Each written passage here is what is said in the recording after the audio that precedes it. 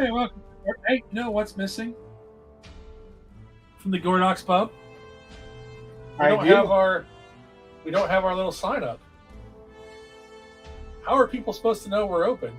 If we don't have, there it is.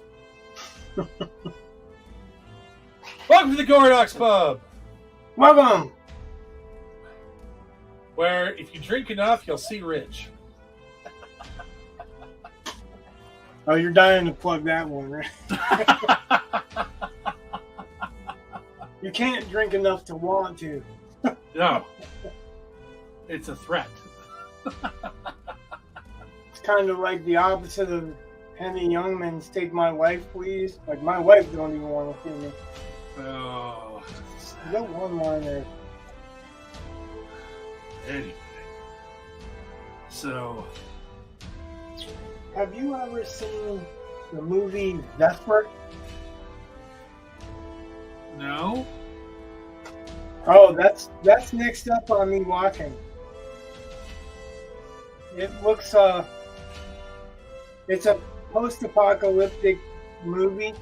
It kind of looks like a live-action Wall-E with a 13-year-old girl or something that's the protagonist. Okay. It's a 2022 movie. The visuals are really good. Like from what I've seen, they're pretty damn cool. So, and I watched the first 5 minutes of it, which, unlike the Gina Carano movie that's post-apocalyptic, I still wanted to watch it after that. No. Huh. No, can't say that I've seen it. Wait, what was the name of it again? Vesper, like Vesper. James Bond's drink. Huh. No, I don't even know anything about it. Vesper. What is 2022 film? All right. Let's see if I recognize any of it. No, I do not. It's not rated. Okay. Oh, I remember seeing stuff for this. I do remember that. What's it on? For me, the only thing that I can watch it on for free is Hulu. Okay. I have Hulu. That ain't bad. Huh. I'm still watching The Gentleman. So I had all spring break off, and I still didn't get through all that. It's not because I didn't like it, just because I was busy writing. But It's a series, right? I think I'm. Well, it's a series and a movie, and the movie's great. Well, I The mean, series is pretty interesting. right. I meant that you were watching the series. Yeah, actually, you've already it's seen the movie. it's kind of hard to see the movie. That's the weird part. Like it legit, I don't know where to find it. It's not on any of the major services. Like I thought, if Netflix has the series, I'm sure they'll have the movie. No, I Did can you buy it try, from Amazon. Did you try YouTube? Yeah, No. usually if it's on Amazon, then usually you can rent it too. Well, yeah. Well, I mean, really want to. Well, actually, that's the way they do it. Like even I know. stuff that you, I, even stuff that's so old that really most people aren't looking at. They're still getting in for free. I'm just gonna see When I can't find it on any of those, then I try YouTube because YouTube has a pay thing too. Well, I'm gonna look if I can get my computer to work fast enough. That was the other thing at work today. My goodness, our internet at school was just nothing. It was so annoying.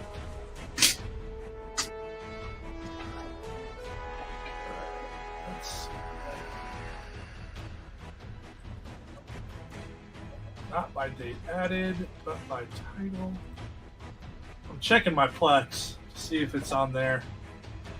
Because half the time, You're checking your what? Plex. Plex. If you know, you know. Plex is really, I mean, it's a neat service. It's, No, I'm kidding. just- Give it- Alright. Great Night. Great Skill, Great Wall of Gravity. Gatsby.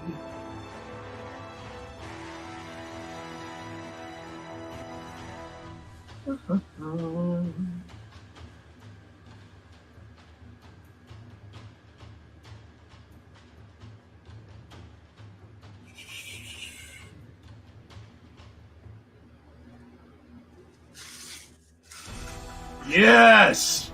Oh, it is on my Plex. So if I want to watch that again, I can. I saw that in theaters. It was great. I loved it. I mean, again, I like Guy Ritchie films. But Yeah, I never even heard of it, so.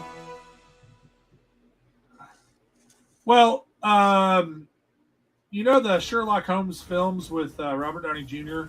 Yep. And those are Guy Ritchie films as well. Well, yeah, I know who Guy Ritchie is. I just Okay. never heard of that movie. Oh God, it is wonderful. That's all I can say. I enjoy it quite a bit. So it's got some I'm fun Very glad parts. that you did. What's it about? Oh yeah, never mind. No, you told The me. American That's actually king of- not. That's actually probably not my bag. I think you'd be surprised. Well, like, so, the Walter White one, Breaking Bad. yeah, that wasn't my bag. That's fine. I wouldn't. That's wouldn't why I put the said two. that. I wouldn't put the two together really, because it's a lot more than that. So that's just. Well, yeah, but it's like, I don't know. It's the whole drug lord type of thing that there's very few movies that fit that description that would have any interest for me. I don't know why. I'm telling you, it's not like those. I mean, it's a Guy Ritchie film. That's about the best I can put it. Well, that's like, did you ever see the film Snatch? Yep. Okay, so It took me a while to get through that one too. okay, but it's more I like think it that. took 2 attempts. It's I would say it's closer to that than it is Breaking. It's just yeah, there are gang stuff. It's really about just a series of unfortunate events that just keep happening and best laid plans and all that kind of stuff. Like that's just, I find them interesting, and I like them. Some of the things they talk about, some of the themes that tend to be in Guy Ritchie films about respect and honor and stuff. Like there's a lot of stuff that actually goes through a lot of those. So to me, but again, I like Guy Ritchie films. So if you don't, you don't. Well, I have some that I did and some that were harder for me to get into. Like, I don't know if I'd say that I love Guy Ritchie films or I don't love Guy Ritchie films, but like I don't think that there's a single director that I like all of their films.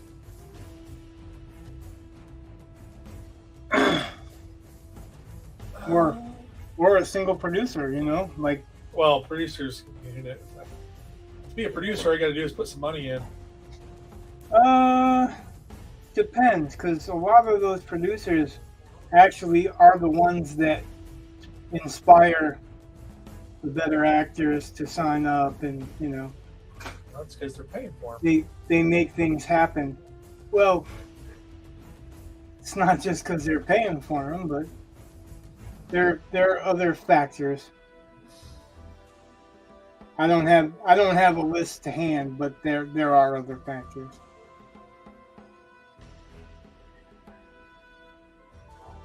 And it depends on, producer or executive producer or whatever. Some of you get your name on as a producer if you're, have anything to do with the material. Oh, I know. So it's not just producer, like Jerry Bruckheimer. It's not just a producer when you're thinking of Jerry Bruckheimer. He's an executive producer, and he definitely draws in a crowd. So anyway, like I'm just saying, there's no one, not even an actor. I don't think there's a single actor that I've seen everything that they're in and would do anything to see what they're in.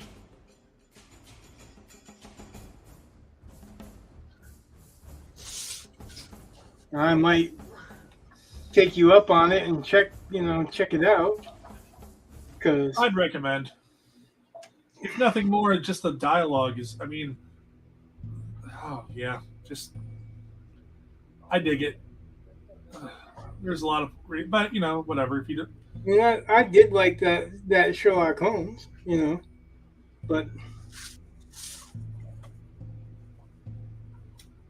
I always had a but.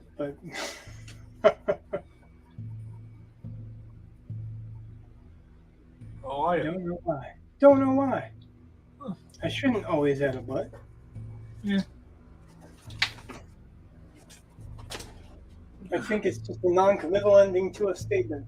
Okay. That works. That way, if I should decide to open the case up. So, what are we working on tonight? We're working on background because we need to finish this pinup. Okay. Now, all right. So you were saying something about it being a splash page. Well, I thought you had said something about that. Oh, hold on. Like that, I wanted to cover that, and that's what I'm doing right now. Okay. So you had said something about this being a splash page.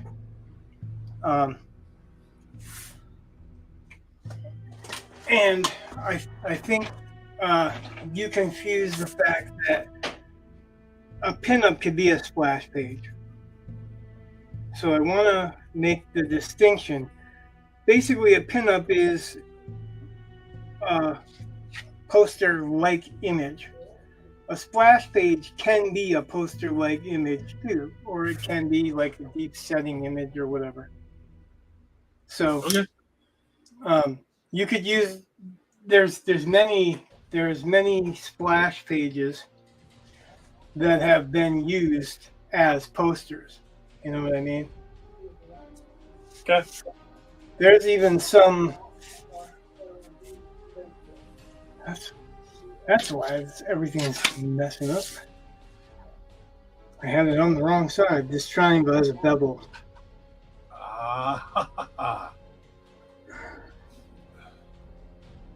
So I had it on the bevel side down, which is not good for trying to line this stuff up. Okay. Yeah, so when I say pinup, that just means it's a full page picture.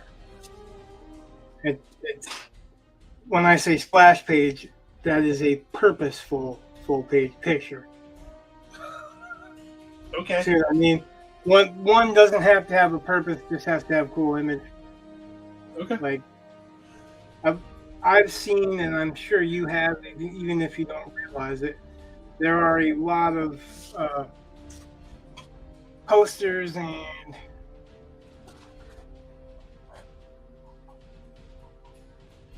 pinups that were made from the letter boxes, the corner boxes Yeah.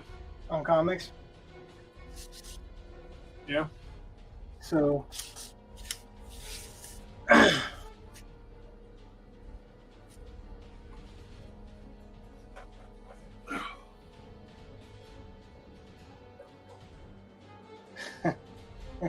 Eli is coloring hard on whatever the hell he's coloring on. Okay. He wants that shit to stay. I can hear it squeaking from here. Squeak, squeak, squeak. He's coloring with a marker and a coloring book. He's got a new coloring book. His mom told him he couldn't get any shapes today. He usually goes to Walmart and gets these shapes, and then paints the shapes, which are little wooden kind of cutout things. Okay. And he has a person that works at Walmart that he likes to give them to. Yes, Cheryl. No, she's not working tomorrow. So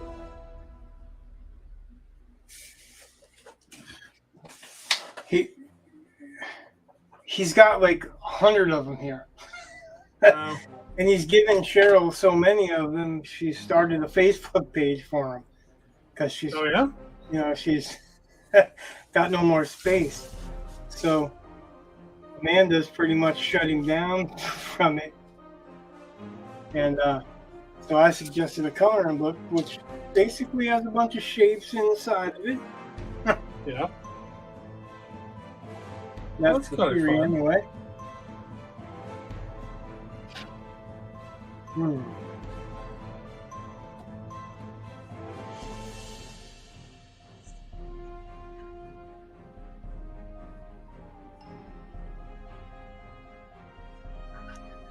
I'm either brilliant or an idiot, so we'll see in a minute. It's a fine line between the two. I'm making a fine line between the two. Nice. So I've got the markings from the outside of this, but there's no markings that you can put on the inside. Because it's got a circle template inside a circle template inside a circle template, you know. Okay. So there's a little piece of plastic there where the markings would be on the inside of that ring. And I'm trying to kind of line this up to look like a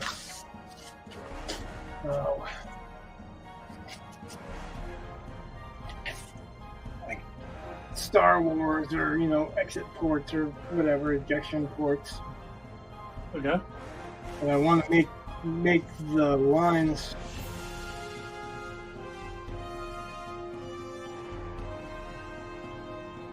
uniform, or believably so anyway. That's kind of what I just did, is cheat a line in from here. And if that works, then I should be able to cheat a line in from here, right? How far out was that? And I made it.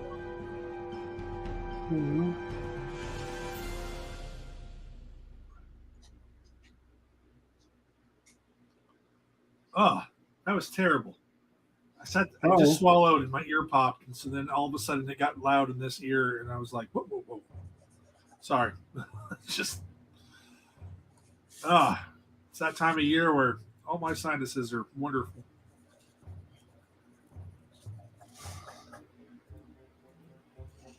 So, have we decided if we're coloring that eventually? No, we haven't even come close to deciding. Okay, well, just wondered, just thought I'd ask. So, yeah, I can't decide, or I wasn't sure if. Again, I think that's your decision, not mine.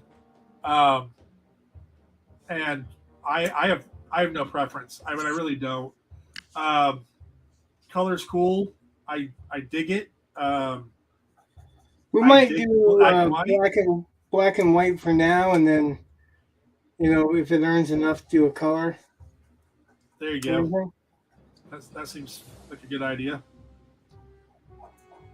Because I mean, really, if you're thinking about it, well, I don't know. I don't know your process 100%, so I don't really know if you can, how hard it is to add color later. But that's kind of what I thought, was that it'd be easier to do black and white first, and then if we wanted to add color later, you could. Or maybe I'm crazy and I don't know what I'm talking about, which is also possible. So, Well, you don't have to be crazy to not know what you're talking about. that's true. It's true. I deal with lots of people every day who have no idea what they're talking about. Right. In fact, I'd kind of say I'm well known to them. So this should be absolute center according to that. If I lined it up right. I don't have to worry about triangulation. I can just use the absolute center.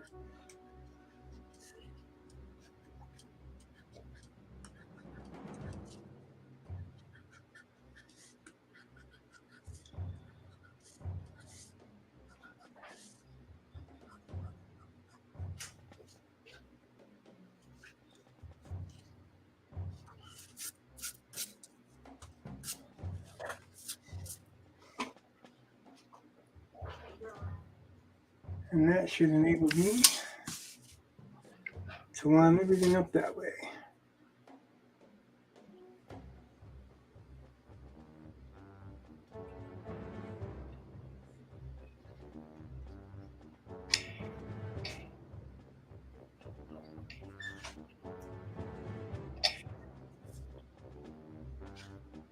Are you guys doing anything special for the upcoming eclipse? Is it hitting your state very hard?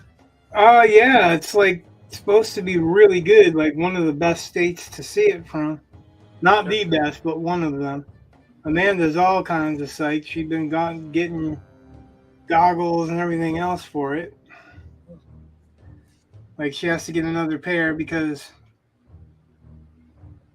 she only has two, and Eli's going to definitely want it. Well, I mean, they're shutting schools down in Indiana, which I think is kind of silly, but they're shutting schools down. Yeah, they are.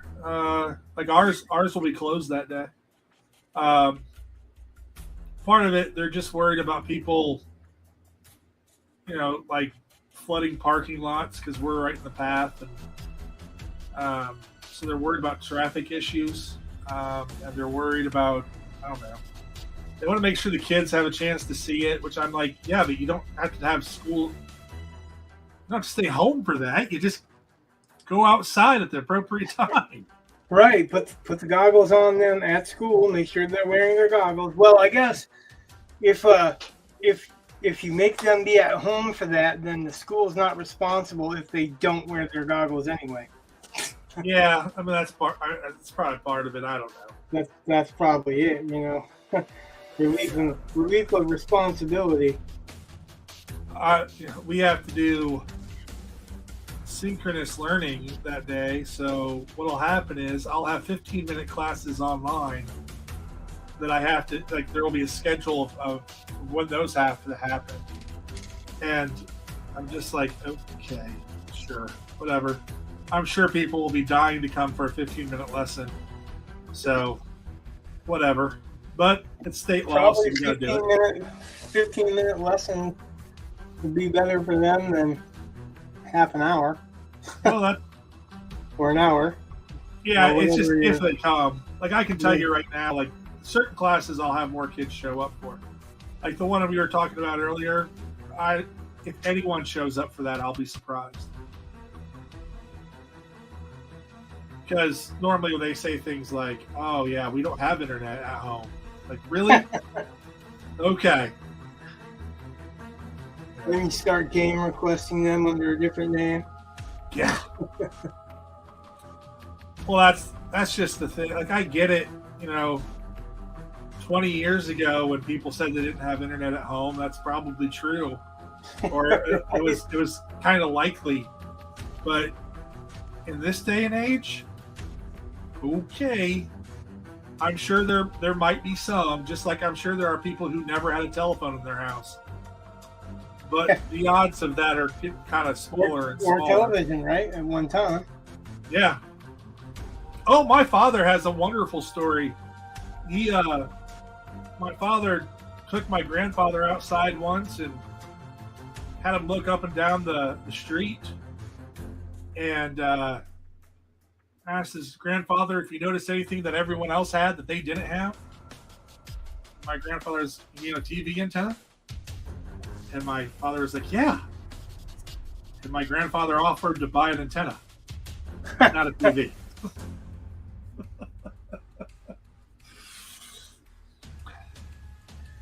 Now, eventually they did get TV, so don't get me wrong, but I just think that's I'm like, that's a whole different, I just can't fathom that. I mean, really, just,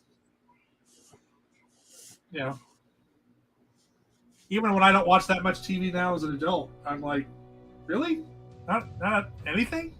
Crazy. But, grew up in a different time. Yeah, it's like, if you read, well, you could probably name, a bunch more, but I really like The Bad Place by Dean Koontz, right? Okay. It's one of the ones that I like, but it starts off with this person, like a private investigator, keeping an eye on a tech company, and they're talking about modems, like separate modems and separate phone lines, and unless you were alive during that time, half that shit won't make sense to you. Yeah. That's not what people use nowadays. The modem's built in now. And I was talking to somebody about telephones, and I'm like, yeah, when they had tails and were attached to walls. Yep. We had a rotary phone when I was growing up. Oh, yeah. I think we had the rotary, and, we had the rotary and the touch tone. Touch tone was the big new one when I was young. Yeah.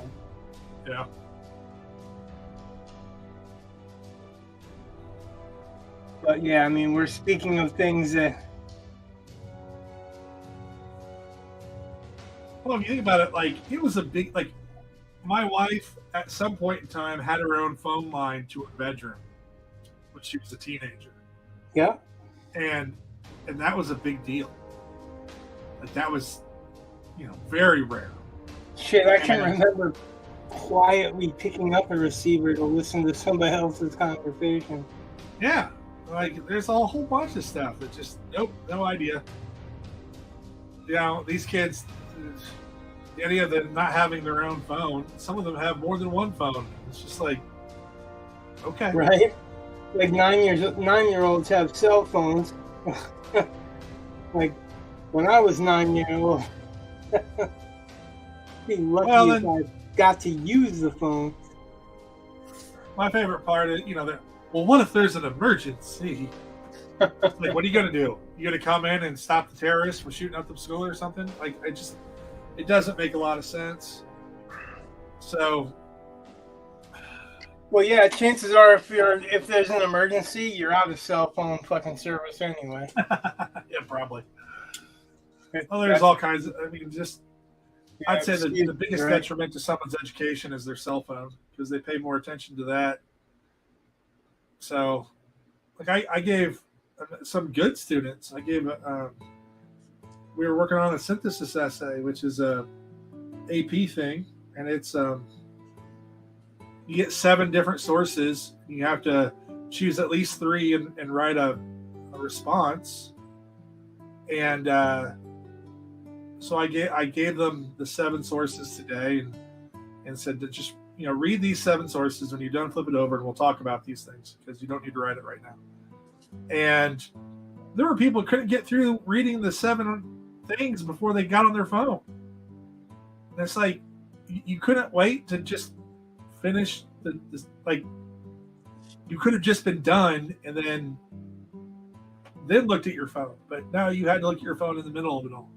It's just crazy to me. Like, it's one thing if you have nothing else to do, but it wasn't written in text speak. Yeah, I guess.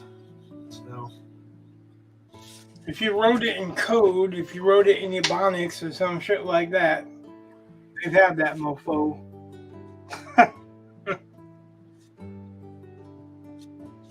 So weird. Well, just yeah. Maybe I'm the one that's so weird, really, because I don't write shorthand in anything. I just write it out. Yeah. I want people to understand what I'm saying. I mean, if they don't understand it, I'm like, how do you not understand it? It's English. Yep. You'd think, but whatever. It's not perfect English. I mean, we all do grammar faux pas and stuff, but faux pas, not faux pas. I'm conflating foobar and faux pas.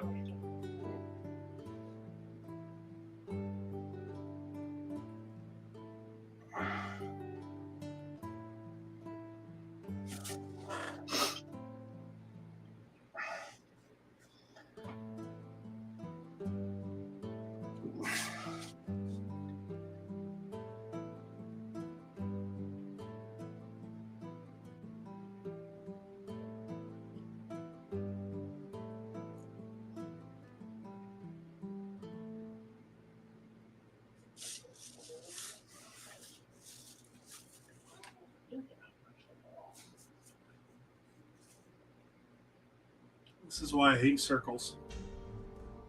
This is why you hate circles? Yeah. It takes too long. I don't have the patience. Well, I'm not doing circles. I'm doing... Yeah, I know you're doing segments around the circle. Yeah, it's the segments that take forever because they need to look like they're really the same size segment.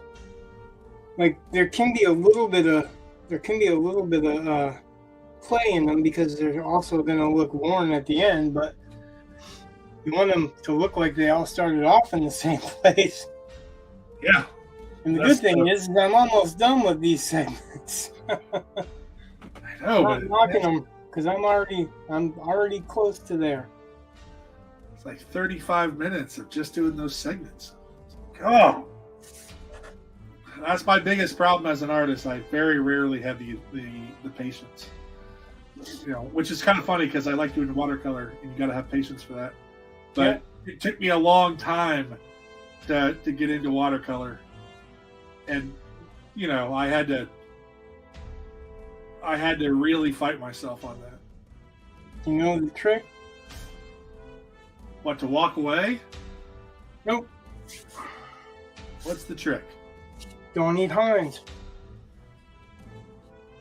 What? Don't eat Heinz. Oh, okay. Don't eat Heinz ketchup because Heinz takes the patience. Oh. Okay.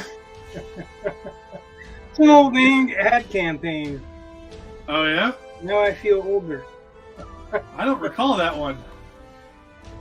I have If you look no it up, idea what you were. If you look it up, you'll find it. I guarantee it. Heinz takes patience. The patience. The commercials I have always heard. Heinz takes patience. Oh, that's funny.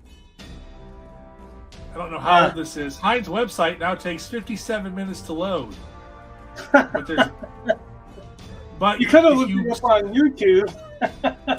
But if you wait, fans who are willing to test their patience for 57 minutes of staring at an all Heinz red loading screen will have the chance to win a Heinz burger kit. So that's just kind of funny.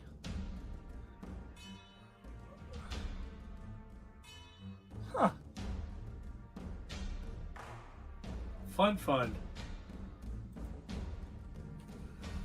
Well, 57-minute loading. God, that's just epic. That's kind of funny. I mean, Have you seen it? Did you see it no, yet? I haven't. No, I didn't. All right, so I'm gonna present it. Oh, I didn't want to play a video while you were streaming. But It's a small thing, and okay, as long as we make commentary during it, so I gotta talk. it's all All good. right, I'm here to talk. Like, ooh, look, it's red. I always like those first reaction videos, and they're like, yep, that was a video. Are you presenting it? Oh, yep, I guess you are. Here we go. Oh, look at those haircuts. Yeah, right. Boy, some ketchup's slow. You mean your mom doesn't buy you Heinz? No, why should she? Wait till you taste it. That looks a little bit like a mouth. I'm not gonna lie.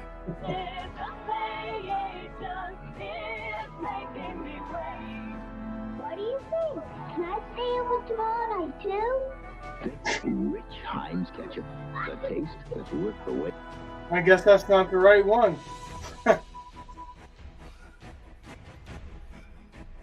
Huh. That says anticipation, not Heinz takes the patient. Heinz Or, constipation. or maybe we got it wrong. Maybe as kids we, you know.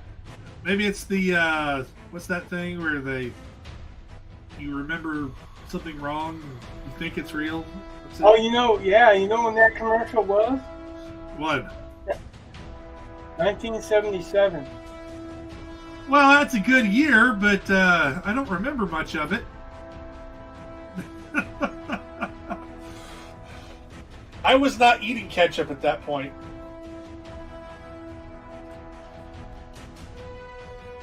Uh-oh. Wow. Maybe we were just kids and it was a misheard thing. That's funny.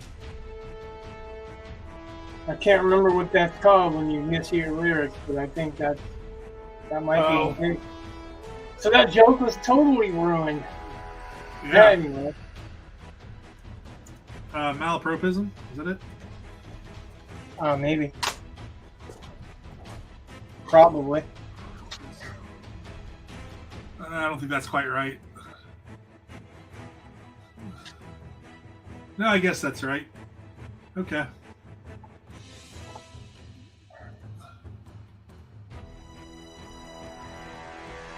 Huh.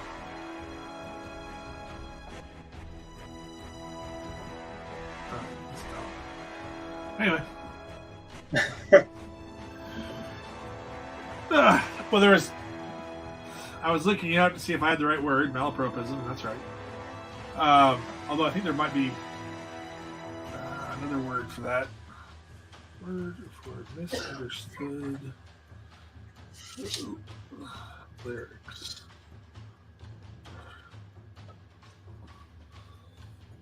Misunderstood or A mondegreen. There we go. Mondegreen. Yes, that's the word I really wanted. Yeah. Although that's really more about misheard lyrics, but that sounds kind of like what you did there. Yeah, but it's the same thing. I mean, it may not be technically lyrics, but it's really a misheard word. I knew it was something. I was like, oh, I hate when I do Well, that. I knew it was something too. But I was looking up malapropism, and there's like, what's the difference between malapropism and a spoonerism? And I'm like, yeah, that's a good question. I don't know what a spoonerism is. So I Right. read it. You what? Yeah. So a spoonerism is when you change like the first couple letters. I'm like, that's stupid. No wonder I've never heard of that because it's dumb. So saith me. Well, I guess that you can mishear like what the beginning of a word is. Yeah, I suppose. I've done that actually.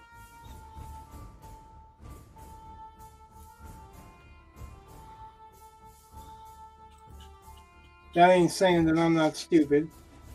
Oh, that was stupid. As if to prove my point.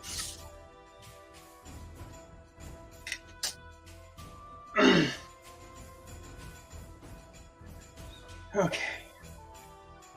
So if this is, each mark is a degree of 360 degrees, there should be 36 marks.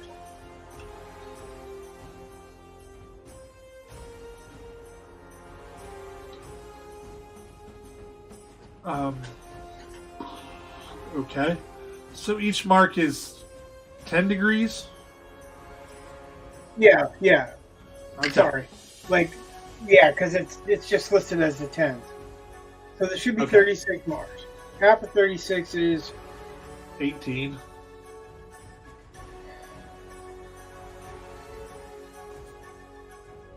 just trying to figure out because of the missing spots. Yeah. Trying to figure out how many there should be on both sides. So 18, 2, 3.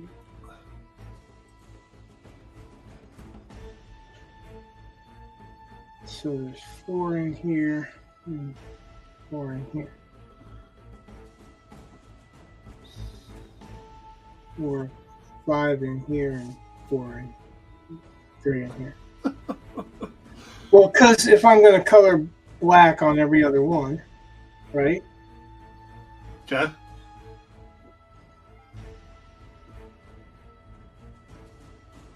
I guess I should just figure out if this is the opposite of this, then it'll be true on everything, right? Sure. Sure. That's helpful. You're supposed to be the one that can think because you're not under pressure of drawing. Yeah. Remember that part where I said I hate circles? I don't mean I hate to look at circles. Oh, no, never mind. This isn't circles, it's math. You don't Well, like that's math another either, thing. right? Me either, so that's the problem. We don't like math. But I imagine that if half of the one end's white and one end's black, then the other is going to be exactly the opposite. Okay. Which helps me decide what's missing by going completely opposite. And that's the case. Ta-da. So, I should be able to go. This is the exact opposite of this. So that would be white. So that would be and that would be.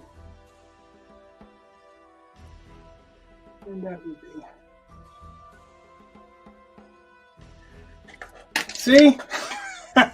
Yeah. Math. Love it. No, it's not math. It's just reasoning. Okay. I don't love math, dude. I don't love math. Not at all.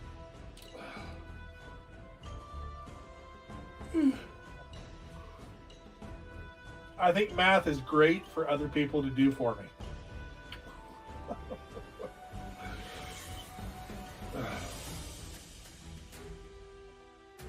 I don't know if I go so far as to say that, but Well, I mean, if you think about all the I would things, like to use it as little as possible. I would like to not know that I'm using it. There you go. I guess I don't hate it that much, but anything more than, simple stuff, I don't want to do.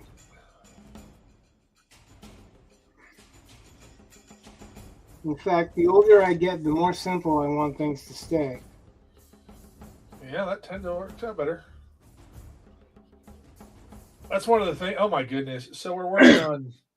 I'm working with my freshmen, and they're working on thesis statements, and God, they were like these big, huge, long like one girl wrote 5 lines for one sentence for a thesis statement, and I was like, "Do you want to read something like this?" No. Well, then why are you writing it like that? You know what I mean? Like, well, isn't it really quite like doing a log line or, Kinda. quick synopsis. Nobody likes to do them. Like I don't know any writers that like to condense their shit. It's really, really hard to look at their own stuff and go, "Oh, I can cut all this detail out and get to the nitty gritty." Right? It's just easier for someone else to look at you and tell you what the story is about. Well, I mean that's fine, but I mean when they're going to be writing a research paper, so really all you have to do is tell me your topic, tell me your opinion on the topic, and then tell me the three major reasons as to why you have that opinion. So my example, well, so like for me, I was like daylight. Let's say I'm writing a paper about daylight savings time. So I don't say people should get rid of daylight, because I'm not writing about people. I'm writing about daylight savings time.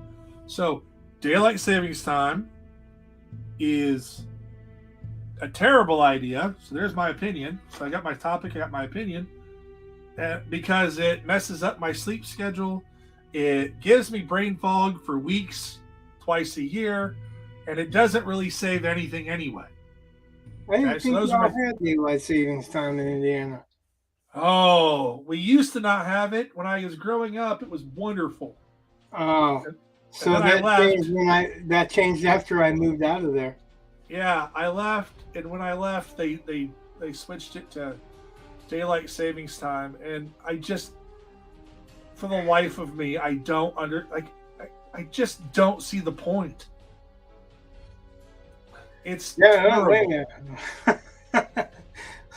I don't know what the point would be either, really. Like we used to love, because I lived in Michigan and we lived right near the border, that we used to, at closing time, we'd just go over the border and drink for an hour, and then by the time we got back, it was 4 a.m. Well, I remember that once messed us up. I was living in Madison, Indiana, and we went to Louisville to see a movie, because Louisville was about the closest place to see. I mean, there was a theater in town, but it wasn't a very, like, it was kind of a, it was an older place that tended to show like dollar movies. So if you wanted to see a new movie, you had to leave town. And we went to Louisville, and we didn't realize that there was a time change. And we bought tickets for a movie that was half over, which thankfully they oh, that sucked. Yeah, they gave us our money back, or let us change our tickets or something like that. They didn't make us, but yeah, I was like, oh. And my wife once had a job interview where it was for a casino, I think. And so they, had to figure out when the time was and all that kind of stuff. So, just different things. But I hate daylight savings time. But I was telling my students, I'm like, just simplify. There are three things you need: subject, opinion, three reasons. That's it. And just put it in that order. It'll work. It'll cover everything you need. Now, if your reasons suck, we'll have to work on those. But the thesis statement is structurally there. Or they were trying to argue stuff that's like nobody's arguing. I'm like, no. Which is fine. They're there to learn, and that's fine, and they're trying.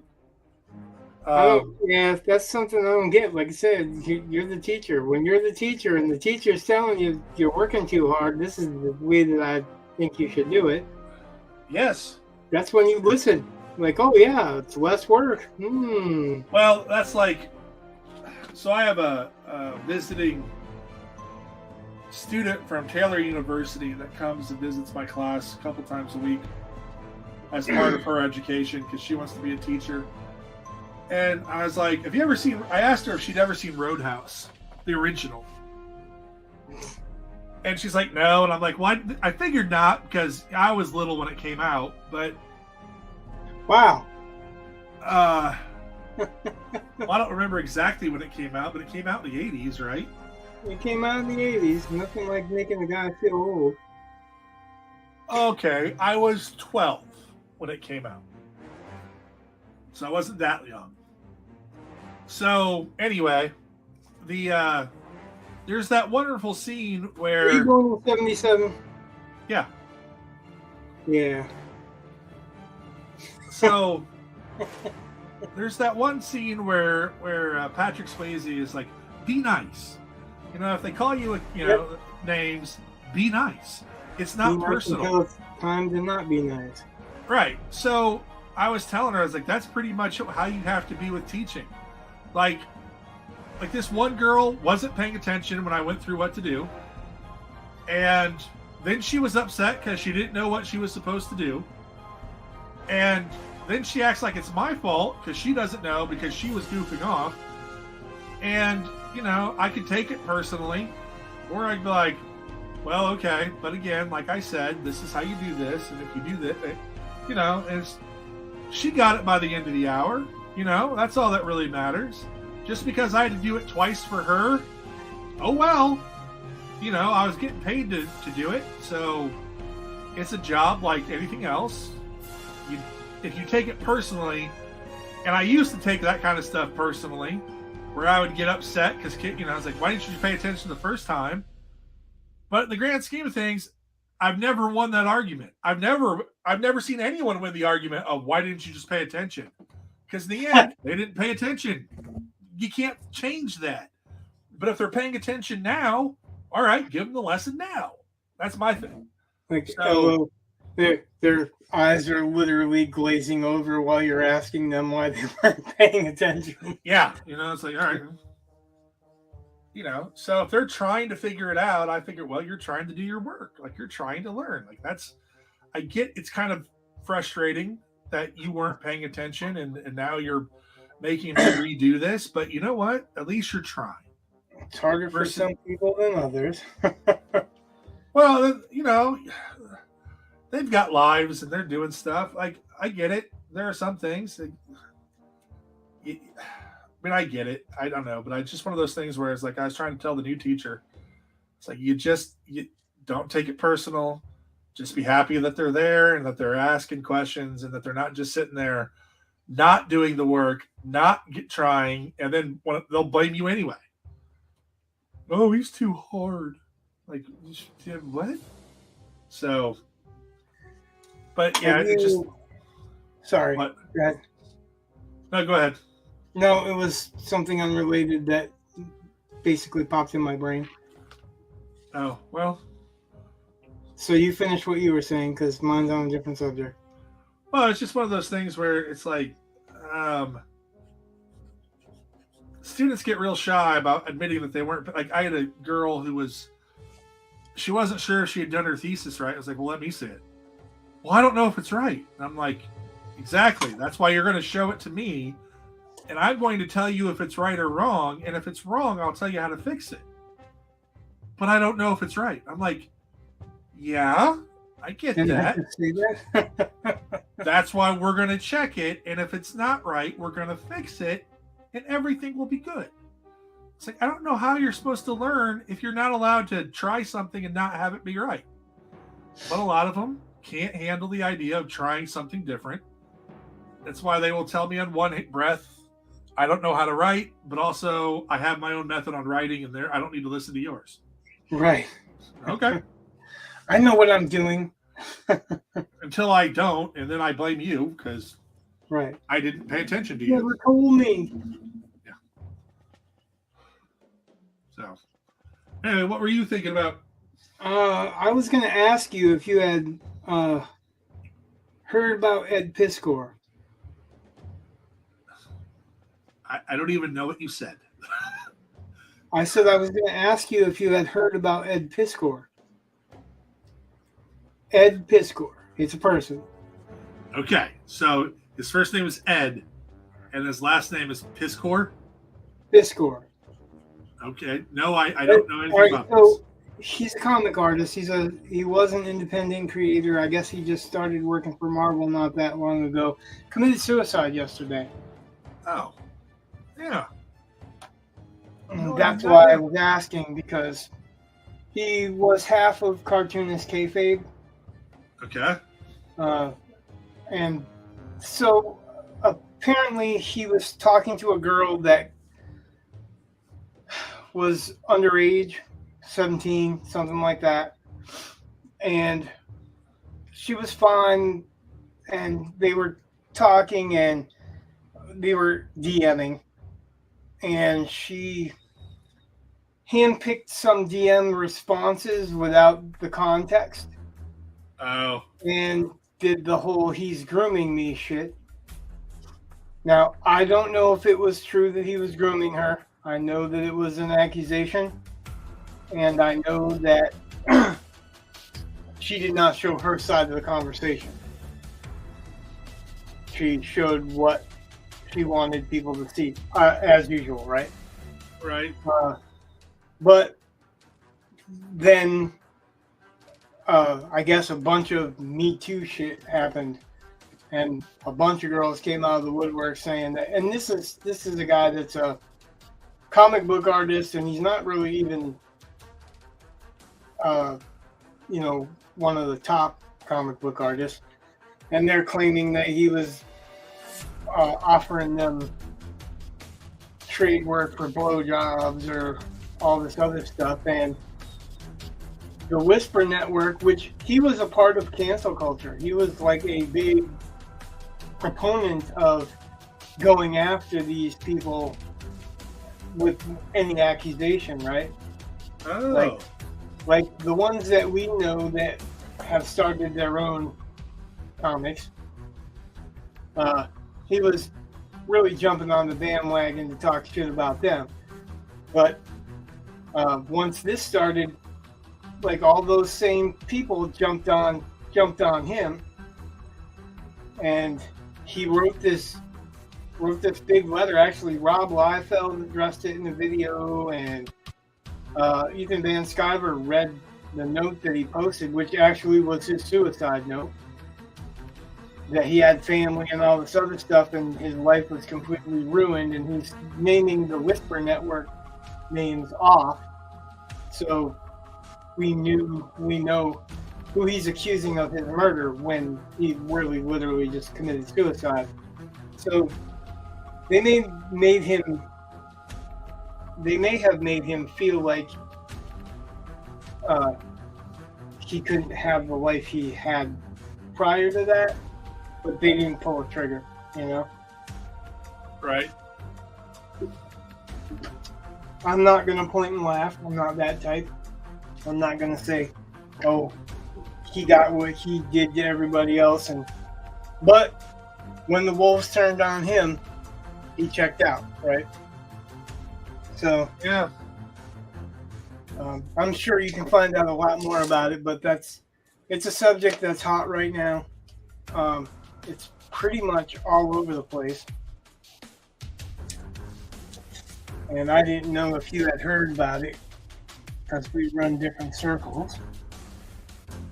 Nope. Had not heard about it. Speaking of circles. Yeah. I see what you did. I see what you did there. Yeah, play on words. Yep. Is it like is it like one of those theses, and they come back at the end, or an essay where it proposes something at the beginning and runs full circle? Sometimes. Gosh darn it. I thought I had. Yeah, I don't think it's a cool thing that happened to Ed Visker. I don't think that it was cool that he took his life. I think it's a tragedy, but hopefully it will affect a change in how people behave when they hear something. Instead of rushing to judgment and doxing people and everything else. Right. Hopefully this will make them think a little bit before they do that shit. Because I don't think anybody deserves that until you're proven guilty. Like, until factually you're proven guilty of something, you shouldn't have to pay the price for it. You know what I mean? You shouldn't have to worry about whether somebody is basically making a judgment call on your behavior, or it's another thing I was thinking, and this is, again, I've got to reiterate that I don't know the facts in the case. I don't know the facts on the girl's side of the claim. I don't know if it's true. I don't know if she was manipulating people. It's awful funny that she's not showing the whole conversation. Yeah, that's always suspicious. But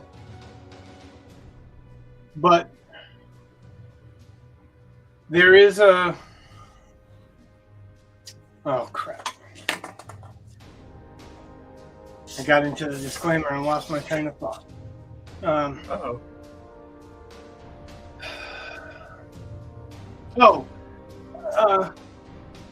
So there is this thing in culture, this revenge porn, right? Where people are taking videos, and these are underage kids are doing this shit. They're taking sexual videos and sending them to their boyfriends or whatever, and then their boyfriends are breaking up with them or whatever, and posting that shit. Well, right. I think this is kind of the opposite side of that coin. Like, if it's not true, it's just a revenge thing. If her accusations aren't true, if they're not true, if it pans out that they subpoena all of the records to see what the conversation was and see that it's not as it's supposed to be, then it kind of makes me feel like it's on the opposite side of that, you know? Yeah. But it's just a thought I had in passing, because it also could be very well true, you know? Because some of the things that he's claimed to have said, or she actually showed he said, are not hard to take creepy, you know what I mean? Yeah. And they could have had a different context, but if you just read them straight out, it definitely is leading sexual. So there's definitely two sides to that story, but which is true, which is if is one manufactured, you know, there's so many questions. But I wanted to put that out there because it is a factual thing. It's happening. And it's going to make changes in one way or another. It's going to. It's either going to make people more walking on eggshells more, or it's going to break the dam. You know what I mean? Right. There's going to be some kind of effect coming from it. And Well, I hope that... Go ahead. Go ahead. No, I was just saying, I hope it affects change in a good way, where if these days feel so oppressive that you can't have a thought, you can't tell a joke, you can't, you know what I mean? Right. And it's very hard not to feel like you can't say anything. There's no freedom. You can't have an opinion that's, you know, not, you know, in line with somebody else's opinion. There's nothing, you know, if you don't match up lockstep with somebody else's theories or whatever, then you get crucified by public opinion before, you know, the truth is out. That's why I normally think you should wait 3 days. Yeah, the cooling off period that they expect when you're buying a gun that you should have, right? Exactly. Yeah, it's good for that. It's good for all kinds of things. Right. If you have to wait to buy a gun to cool off for 3 days, because, you know, otherwise you're going to have to murder somebody. Something like that, yeah. Yeah, it's posed like that, even though that's not the case, or at least that's never been a case that I have seen.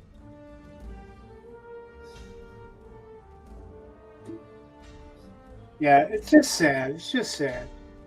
But I guess what I'm saying is that where we are as a society is exactly there, where people are just so they feel like they can't say anything, to a point where they're killing themselves because they can't stand the pressure, really.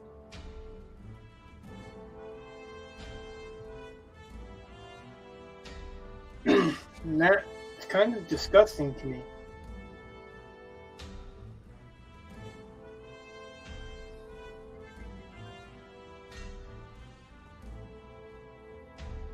It's the same thing with school kids and cyberbullying and everything else like that, right? Is that because of the societal expectations and condemnations,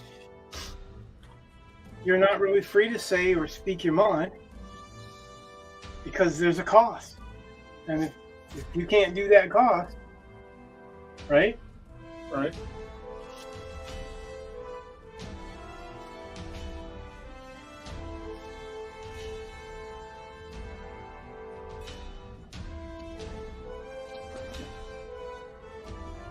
So what I did was I laid this stuff out, and now I'm trying to legitimize it. Somebody must have been drinking a lot. What? Well, remember at the beginning when I said, if you drink enough, you can see Rich? Uh-oh. I can see you. So therefore... No, you're still drinking. Apparently. No one else could see me. Oh, crap. Somebody else is in there. Yeah, somebody's watching. They saw But you. they didn't hear you, so... Or maybe they're the ones drinking, because I'm not. I mean, I have my Diet Dr. Pepper. It don't count, because, they can't really see me. Or they didn't hear you. Okay. Okay. But yeah, that was kind of funny because you really got in the frame there for a minute. What's that? I'm just saying you really got into the frame. Yeah, because I had to. But you didn't see my face. Still works. You didn't see my face. That's what saved it. That's probably why the camera's still working. Yep. Ostensibly. Oh. Nobody wants to see my face. I know that. We love to listen to your dulcet tones. I'm sure that's what people think. You know. That's why I keep telling you to talk more, so that people don't have to listen to me.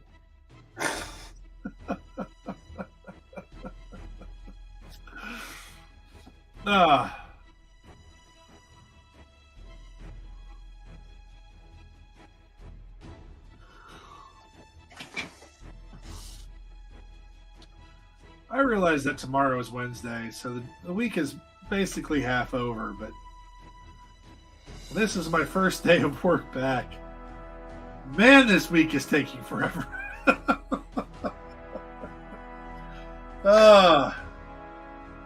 What are you really wanting to do? Just one of those. I think it's because all day today our internet was just super slow.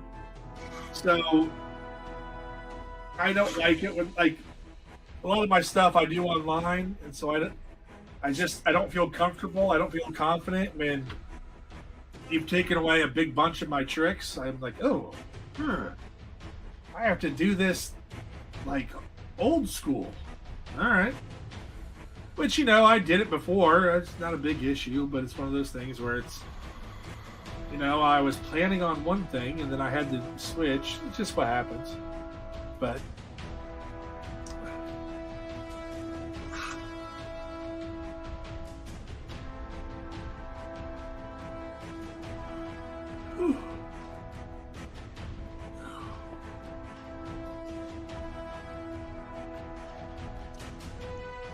All these straight lines just so that I can go over them and make them a little bit crooked, but them being lined up the way they're supposed to be. Okay. Oh.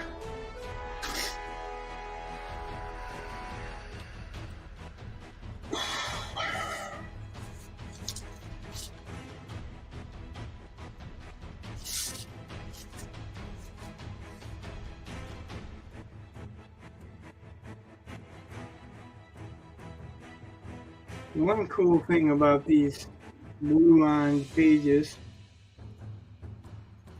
is that there's a lot of little lines on here.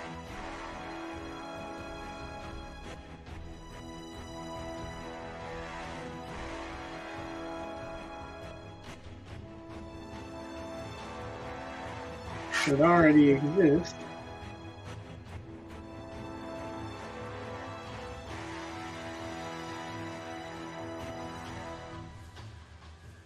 To line a triangle up with. Oh. Saves on math.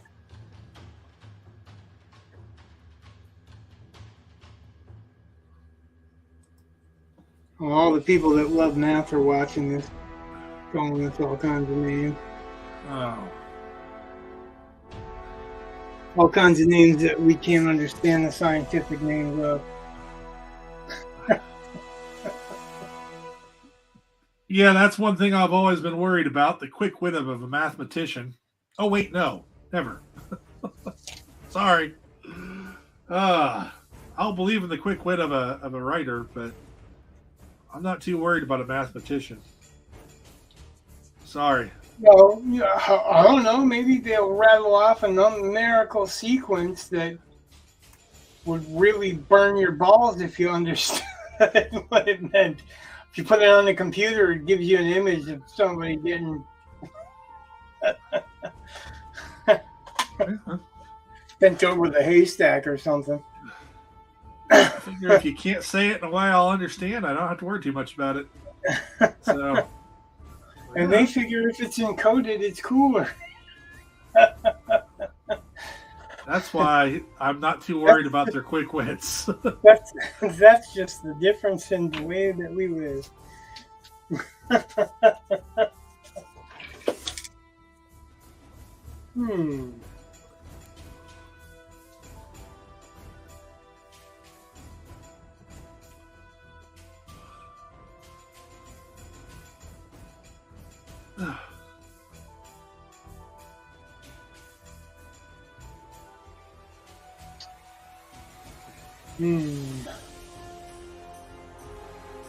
Hey, have you ever heard of a sport called pickleball? No. Alright. It's like a big thing around here, and I don't get it. I mean, it's basically like if ping pong and tennis had a baby, you'd get pickleball, sort of. It's just ping pong and tennis, like a midget and a regular sized person of the same thing. No offense to short people or whatever the preferential term is today. I don't know, but I was like, when you play basketball, you try to get the ball in the basket. When you play baseball, right, you try to, get around the bases. I was like, what are you trying to do in pickleball? You try to hit the ball. You try to hit the ball in baseball. Yeah, but again, you're trying to hit it within a square, a rectangle. Yeah, really, you don't have to. You can be walked, and then it's just, can you get to the bases? Well, you didn't say you can. I didn't say you had to hit it. I said you're trying to hit it. Yeah, but ultimately, hitting the ball is not as important as hitting the bases. So, what's up with pickleball? Like, I don't know, what are you trying to? Pickle? Yeah, yeah. See, that's where I'm confused. But there are several people where I work. Like, there are courts in town. Like, it is a serious sport around here. And I just... Why? But, you know, hey, at least it gets people exercising, I guess. Just because I'm not going to do it. But, it's a very strange... And I wanted to see kind of, you know, if it reached your area or not. So, I don't know if it's a Midwest thing. I don't know what it is. It's weird. It could have reached our area. Maybe it's a college thing. I don't know. I haven't heard of it. That's nothing special because I don't get out much. There are a couple people on our staff, and they're older guys that, man, they play. Like, they'll play like on the weekends, they'll play like, you know, 4 or 5 hours easy. And it's just like, well, okay. It's kind of funny because I'm like, I don't have that kind of time. But apparently they do. So I guess their kids are all grown up. Mine aren't. So I'm dealing with that kind of stuff.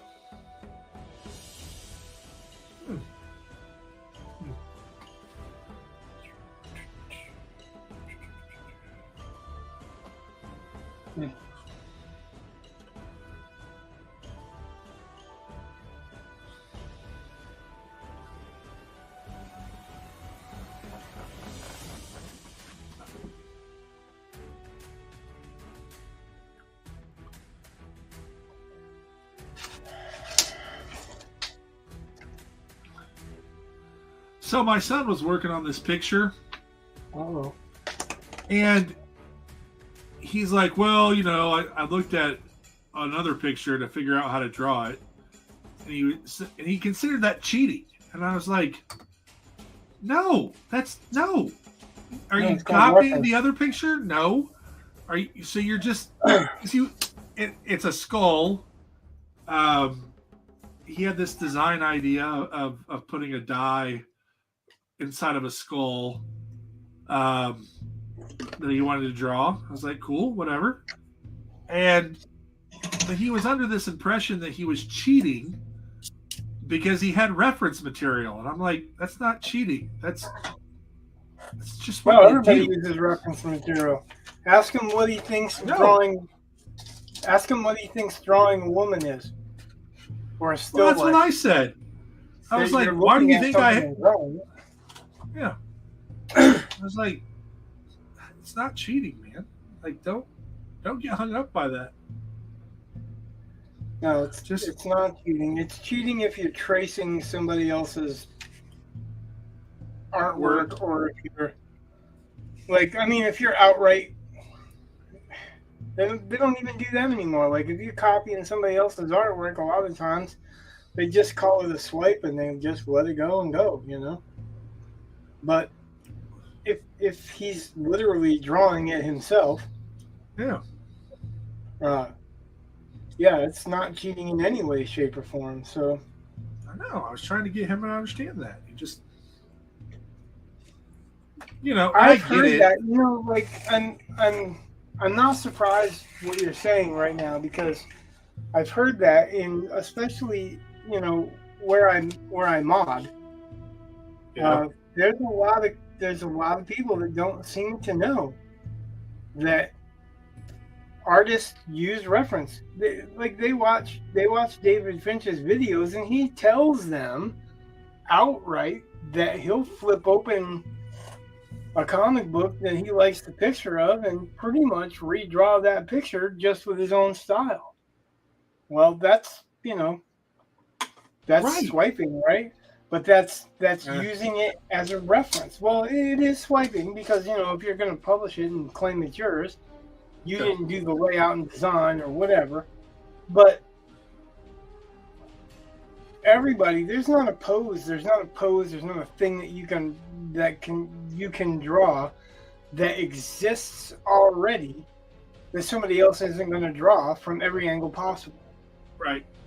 So you're not going to come up with an original. We've had that original argument, and I'm not going to get back into it. But like the whole point is that it's not cheating to use a reference. Everybody uses reference. You don't learn how to draw something without a reference. Like, there are methods for you to build up character forms, like that's what I did with her, right? Right. But I used 3 different comic book poses. One with an arm slightly out, one, standing like this. And a totally different head, So this guy I did out of my head, but I've drawn so many. Well, actually, I didn't. I had references for the legs, but this stuff right here, I really didn't.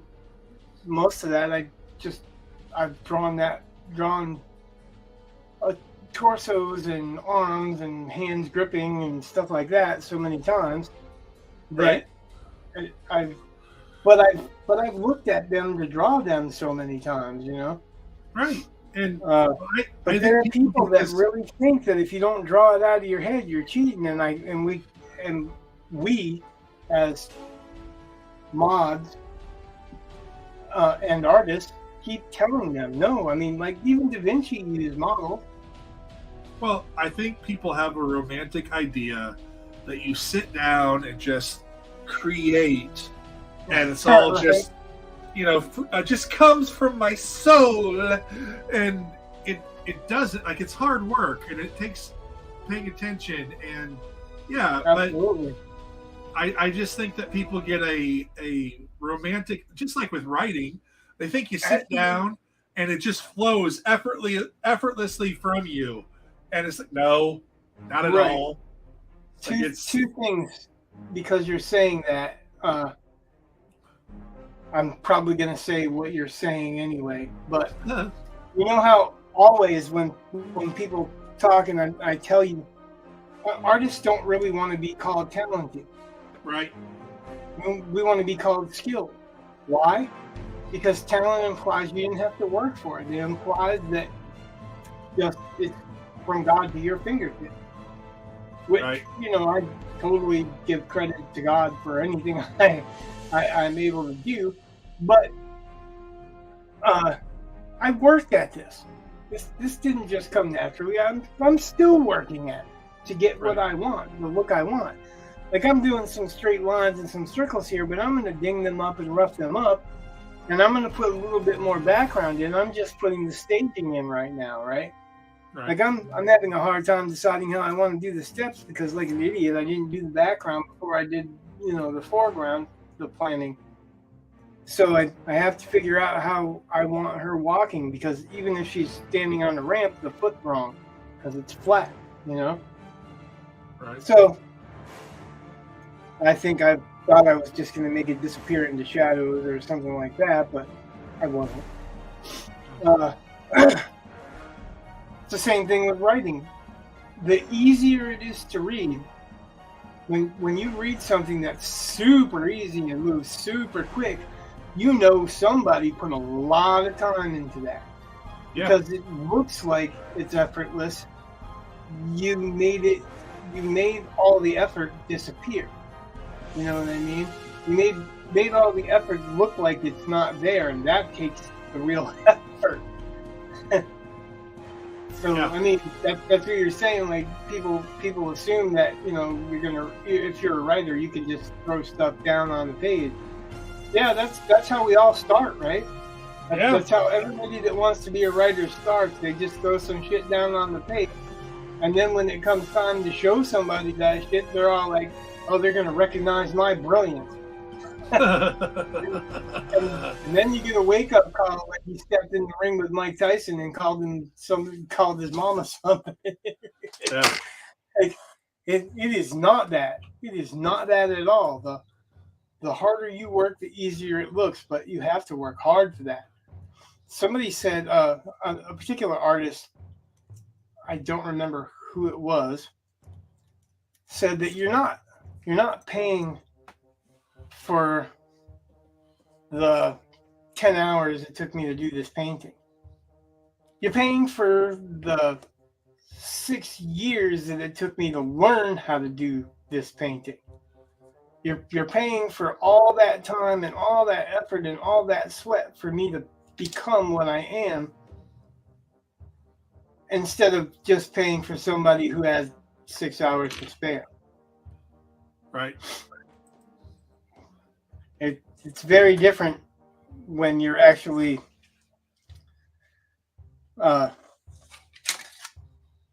learning the trade, or you're actually doing what it takes. I know plenty of people artistically that they did 4 or 5 pictures and now they feel like they should quit, you know? Like, well, that's the difference between being an artist and Joe Schmo off the street, right? The artists don't quit. Whether it's a writer, whether it's, whether it's a sculptor, whatever. You have to learn and you have to persevere. And perseverance is really most of it, right? Right. How many times have you heard in writing, you're going to be turned down for some of the best stuff you've ever written.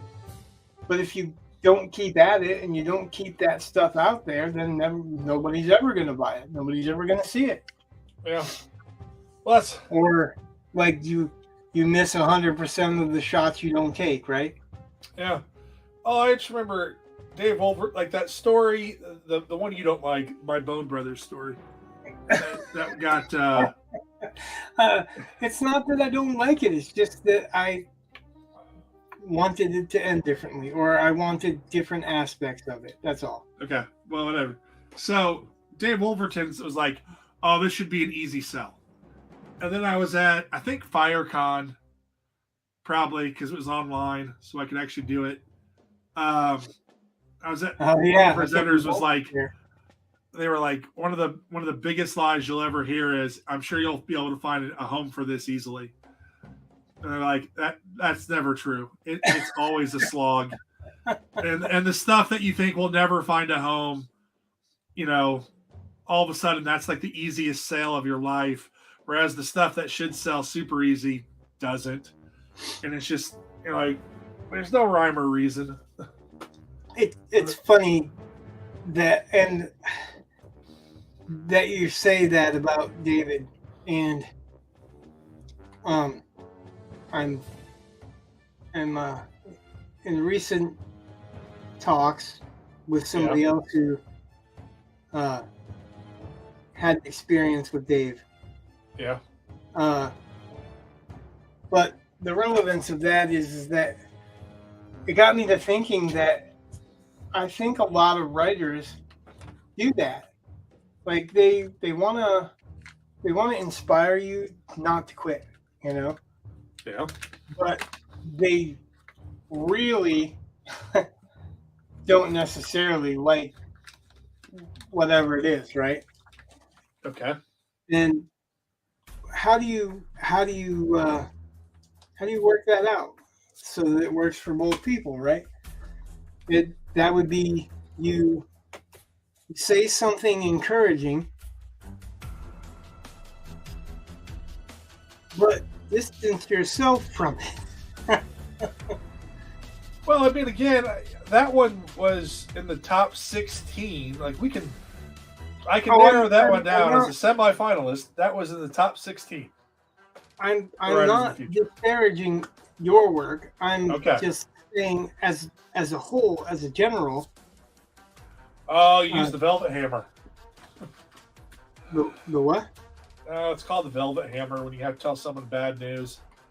Yeah, I mean, I never heard that term before, but yeah, that's probably exactly what I'm talking about. Is that I think that a lot of writers, or maybe even artists too, say nice things like, "Oh, I'm sure you're going to be able to sell that, anywhere," and they don't really think that. They're just saying that because they don't want to be disheartening to you. They want to. They still want to be encouraging. I suppose.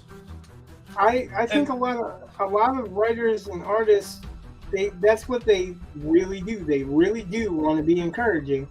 Yeah. And they really don't want to get involved with your personal manuscript or painting or whatever.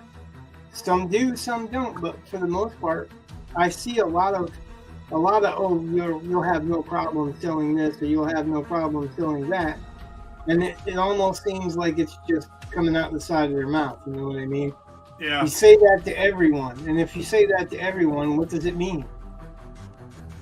It means that it's crap, right? It means that it's not true. It's just a platitude.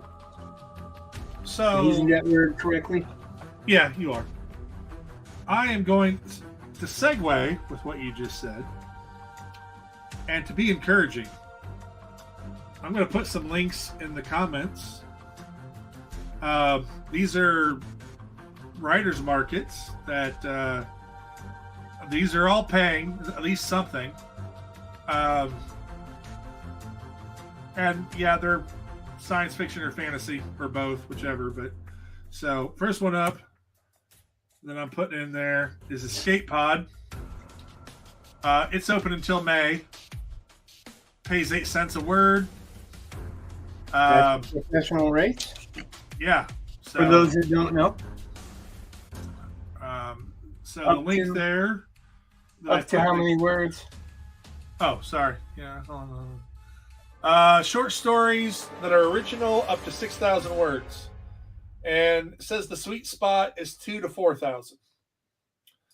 It does accept novelettes, but reprints only for novelettes. And reprints are different. Yeah, reprints are a different price too. Yeah. So that's one of them. And this one is, if you don't have something, I don't think you'd have to crank something out, because it's due, I think, the 7th of this month. I don't advise cranking something out unless you're experienced. And then I still don't advise it, but inexperienced people cranking shit out generally will be disheartened. I don't even know if the link on YouTube really worked, and I apologize if it didn't, because that's a big, long address. Flame Tree Fiction, they actually have two. I'm linking one, Moonfalling Short Stories.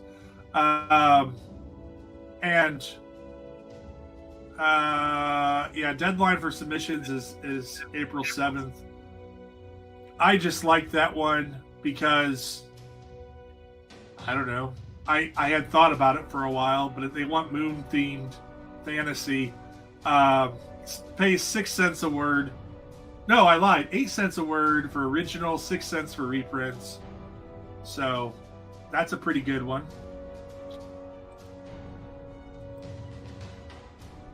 Let's see about this one. This one's a little weird that I'm putting in. I hope these all work. Children of the Blind Owl, an anthology of Middle Eastern horror. And deadline is August 31st. Word count is 3,000 to 6,000 words. Payment is $150 to $250. So they're looking for weird fiction, surrealist horror, set in the Middle East. So kind of cool. Definitely not necessarily my wheelhouse, but still cool.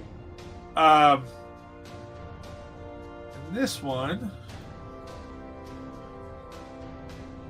just putting all kinds of links in. I'm sorry. What are you sorry for? That's what we want, right? All kinds of links. Cat Eye Press, Curse Cooking, a horror community cookbook and food horror anthology. If you're a straight white male, you can submit up until April 30th. If you're not one of those, you have until May 10th, I think. So they have a longer window. Yeah, I know. But it's such a weird... Nails. Yeah. but it's such a, I mean, it's such a weird listing that I had to put it in because it's weird. Like they literally want stories about food or ingredient. Like, yeah, it's just weird. You can check it out. I included it because it was weird. And then, ooh, yeah, this next one, Blue Planet Press. And let me go through it real fast after I put the link up there. I really have a feeling like these YouTube links are they're just like one letter too long and it cuts it off. Because it's slightly different on the Twitch. But a lot of links, yeah, a lot of these links, yeah, you can cut off like after guidelines. You know what I mean? All right. Well, so like a lot of them, if you go to the core of it, it says guidelines and then question mark and all that, I think is a reference because you searched it online or something. I have no idea. I just copied the link that I had. Word count 6,000 to 10,000 words. Payment is half cent per word to a maximum of 50. So it's nothing too huge. But they're looking for space exploration, that kind of stuff. Submissions will involve space travel in some form to deep space. Stories may start or end planet-side, but the bulk of the tale must be in space. Military sci-fi is welcome. Not my bag, but hey, it's there. Military sci-fi is really hard for me. Yeah. Some of it, I mean, I like the idea of military sci-fi. Sounds really screwed up, right? I like the idea of military sci-fi, but a lot of times it's really kind of boring to read. Well, that's kind of what I think. In my experience. What's that? That's been my experience. So, this next one is a contest. This is a pretty well-known contest. It's the Bayan Fantasy Contest. Grand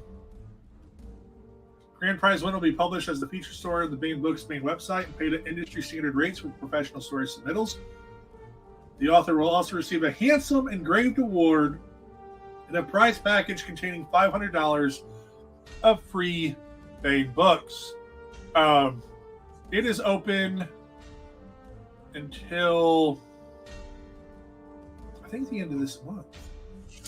Contest closes on April 30th. I think I'm going to submit to this one. I think my Umjot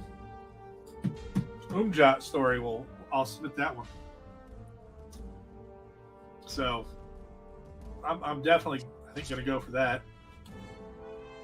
And last but not least, I'm sure.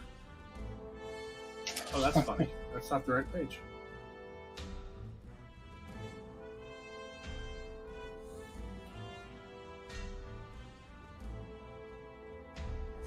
Yeah, this last one is open until April 21st.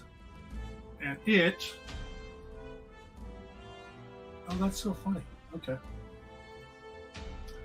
Third Flatiron. Story should be between 1,500 to 3,000 words. Flash humor pieces should be short, around 6 to 1,000 words. And, oh, come on, they do pay. I can't find where the... There you go. 8 cents per word. So, again, not a bad market. I'm a little worried about part of it, I think. Only because I think they mentioned some authors I know. But hey, whatever. So, my invention and author, you know. Hey, Mark. Hey, Mark. Hey, Mark. And if you look in the private, that's probably what you're talking about. Oh, hi, Mark. Every time. Yep. That's what that is. It's been a while, Mark. Right, he showed up because he was hearing about those Markets? writing markets. Like he was like, "Oh, I don't want to watch Rich draw. There's some writing markets going on here." Hey, that's okay. We're here. Right, man. We're here to support people. So, Mark, well, Rich, why don't you explain the picture? Why don't I explain the picture? Yeah. You can explain the picture? Okay, so it's you said it's a pinup, right? It's a pinup. That's what you call big pictures. Okay, so it's a pinup. And those are some characters we're developing for a comic book. The one in front is at least tentatively called Ms. Model. And we can call that character Model without attributing okay, so that's Model. an appellation. And then and then we have the our protagonist in the background, actually. Because he's about to do something not very, not very nice. That's true. He's about to do some mean stuff. So About to do something not very nice to the. She's not really an antagonist, right? not at that part. I think so. Like She might be later on. not a strictly. Yeah, like more like an enigma at this point. That's fine. We need some mystery. But That's what I'm saying is like I don't even know what to call it. She's not really a contagonist. She's not really an antagonist. I mean, only like in the maybe basic definition. But really, she's kind of her own protagonist, right? yep, she's kind of doing her thing. In this picture, our main character is the antagonist. We're not going to argue about that anymore. It is in this picture. In this picture. So she's trying to do something, and he's trying to stop her from doing it. And I am not arguing. That's all I'm saying. That's all I'm saying. He's not. I'm not saying he's the antagonist to the story. I'm saying he's the antagonist to her story. That's not even. Why is that not even? I don't know. Well, that's what I'm saying. It's the same. I blame the artist. I blame the math. It's Brett's fault because he don't like math, and I was relying on him for the math. Yeah, you relied on the English teacher for math. Hey, Way to go. There you go. You're a teacher.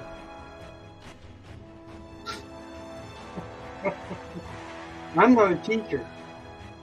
I'm not a math teacher. Well, I guess I'm kind of, but I'm not a legal teacher. Ah, crap.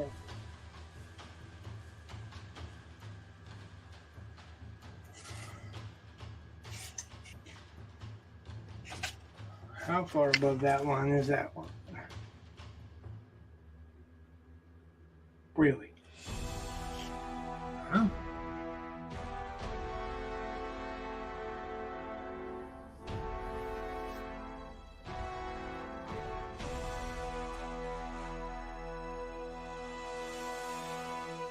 Well, that explains it.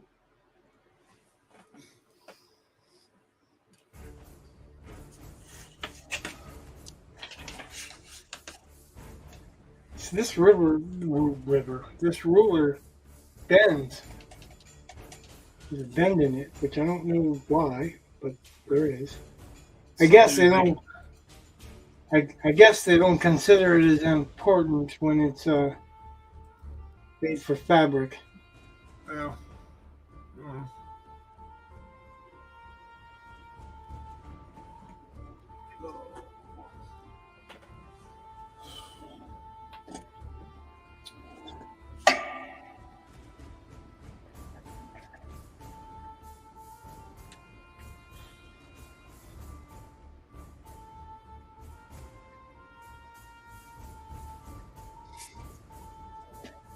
Steps. Can't see them. That's all right. You don't have to yet. Okay. I'm just putting the ones in for them right now. You can see your foot. You know that foot is on a step. Okay. I believe you.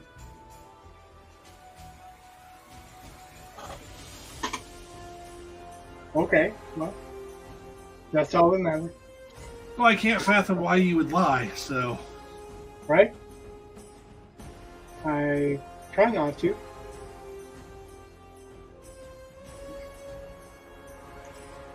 Try not to lie.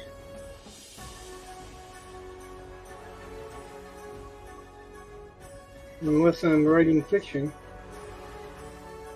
Then I try to lie my ass off. That's why we sit funny. Yeah, well, half my ass is gone, so.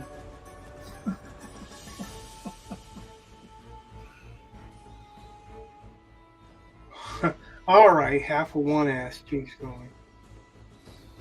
Everybody wanted to know that, I'm sure. These personal details that keep people signing up.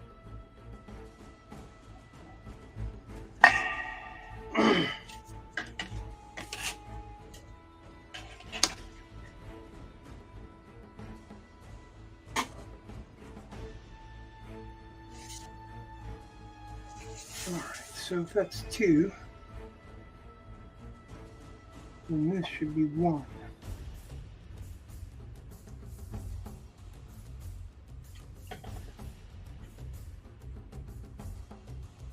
I feel like Woody Woodpecker sound effects. Okay. Oh, okay.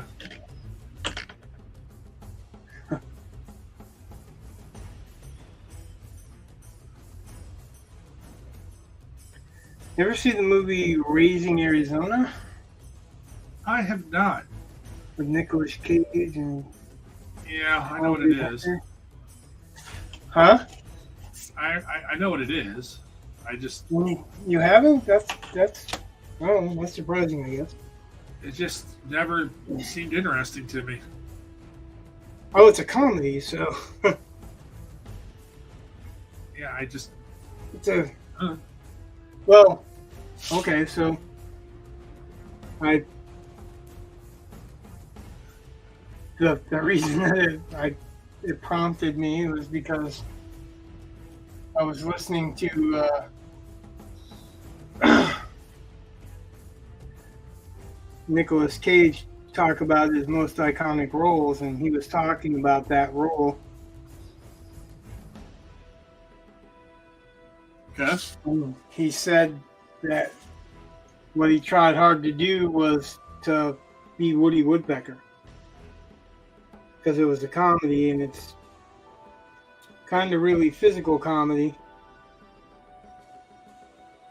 So he mussed his hair up to try to look like Woody Woodpecker, and he had a Woody Woodpecker, racing tattoo. I can't remember what it's called. I should, because it's a common tattoo.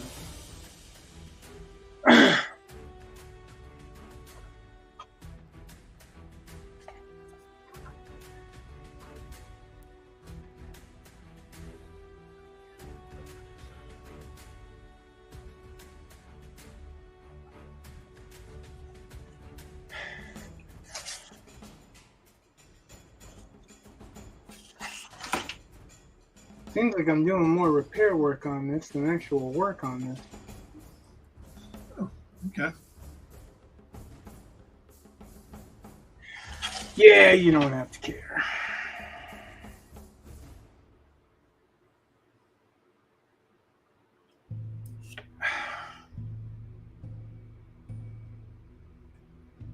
Should not be hard to match up marks.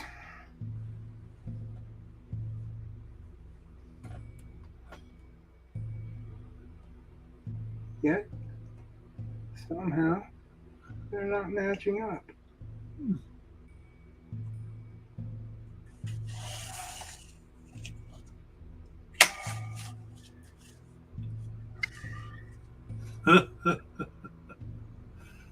Yes, Mark. Rich is cursing you. You're not lining up.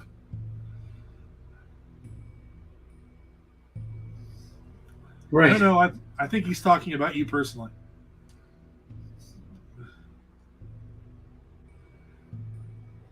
Yes, because of the multiplicity factor.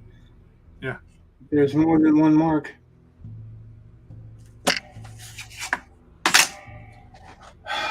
I'm gonna have to buy. Wow. That shit is not fucking working. We're boring Mark. He said he was drifting off. Yeah, I'm not surprised. Bilocation is my superpower. Whatever floats your boat, man. That would be buoyancy. Oh, okay. Not location, buoyancy.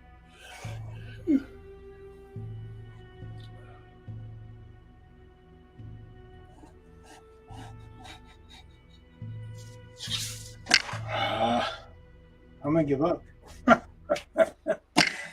Wow. I've never had so much problem lining some lines up.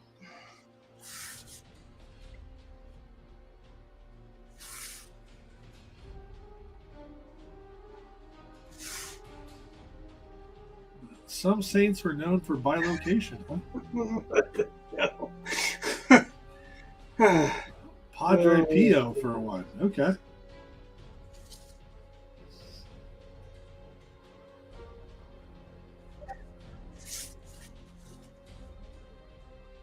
Okay, that's pretty close actually.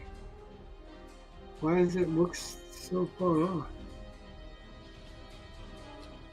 Paper's crooked. Just wants to drive me mad.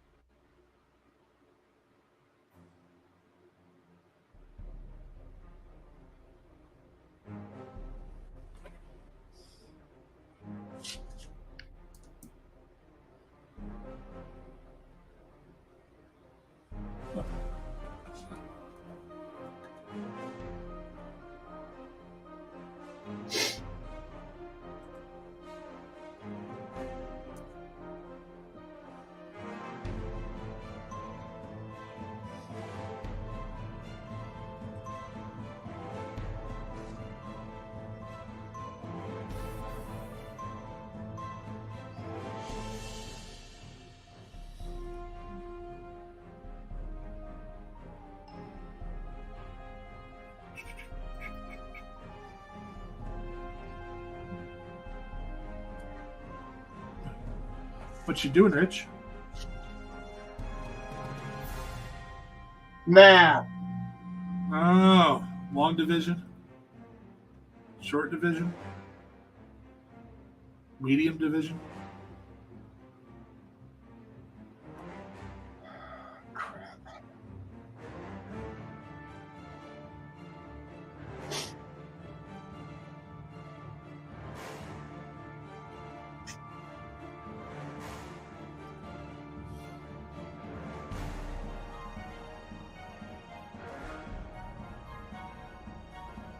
So the problem is Yeah. that steps are the wrong perspective because eye level is here, so they're not going to get that small at this level. They have to be bigger.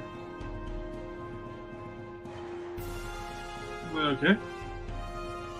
Because if it's an upshot, this right here is different. It's wrong because this is centered. So everything that's looking at this is the horizon line. Okay.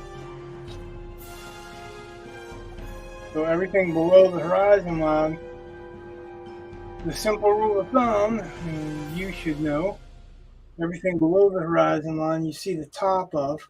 Yeah. Everything above the horizon line you see the bottom of. So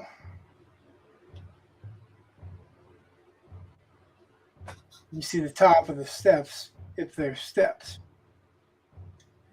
Of course, I guess it could be a ramp, but then I have to change the bottom of that foot a little bit to work with the bottom of the ramp if it's turned. Let's see if I can find a reference for someone climbing the ramp.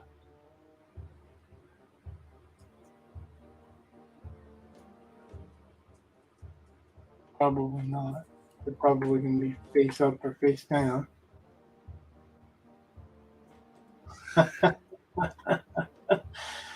Or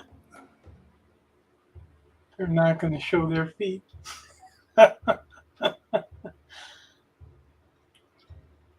Yeah, that's.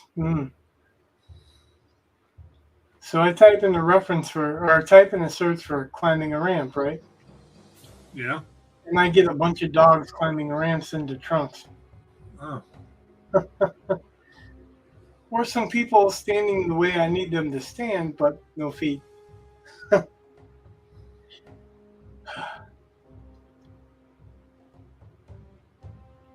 What really sucks is you only need one shot, one good reference.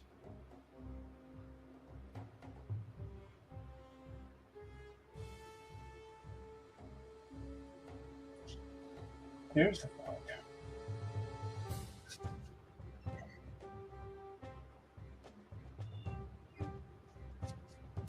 Yeah, that's interesting.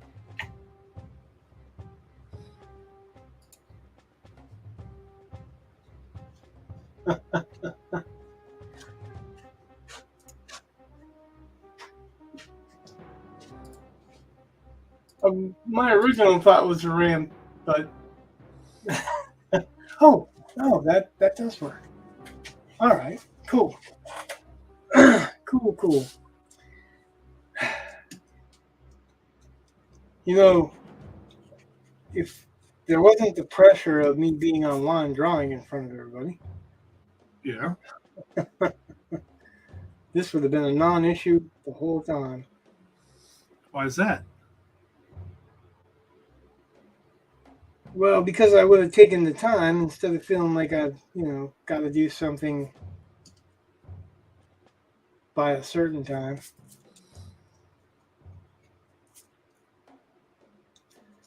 So basically, what you're saying is it's Mark's fault.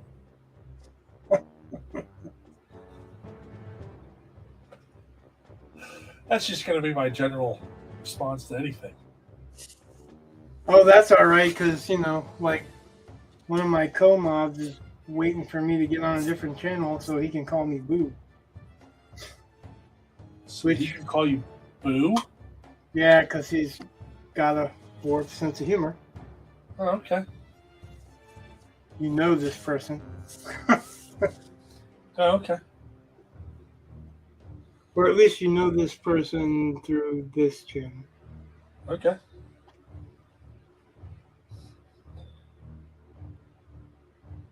Yeah, that's not my thing. Are you marking up the paper again? No. No? Well, I'm going to be, but I'm just We're fixing the problems caused by you. just darkening a line. Just darkening a line. Although I may have to.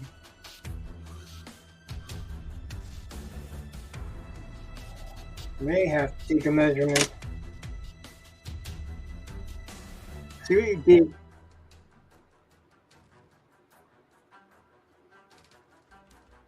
I was on a roll.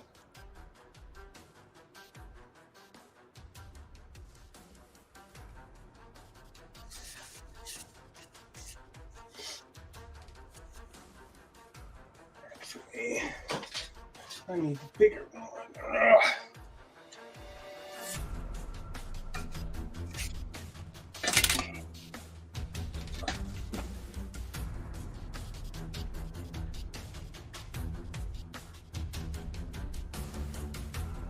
Poor Mark. He won't show up forever. When it does, you want to make a bad example of it. Yep.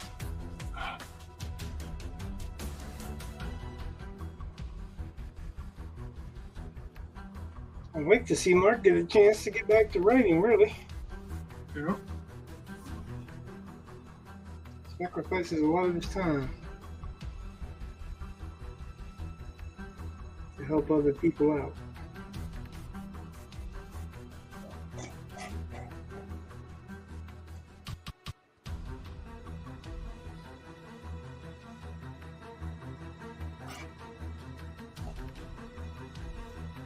Now this will work.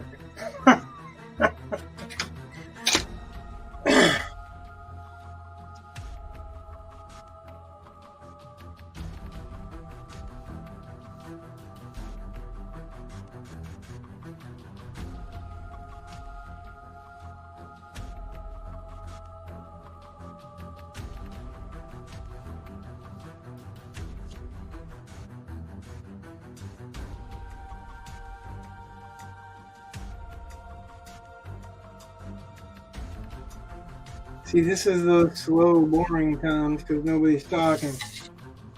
It's because it's over 2 hours. Ugh. Nobody's talking because it's over 2 hours? Yeah, I ran out of things to say. I don't lecture for 2 hours. Well, you shouldn't have been lecturing at all. Hey, Arrow Set 7, welcome to the Gordox Pub. He says, or she, I don't know. Ooh, epic music and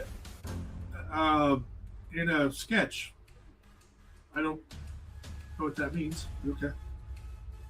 And Mark says he's using his respite wisely, or using his respite wisely as a challenge. And he says, "What do you mean no one is talking? I've been typing for 2 minutes." That's all you got done in 2 minutes? Was that? Wow, that's not a lot of typing.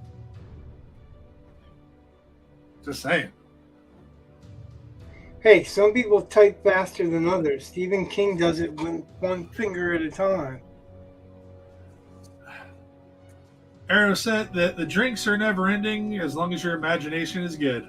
Ah, he's been here before, or they've been here before. She. She? Yeah.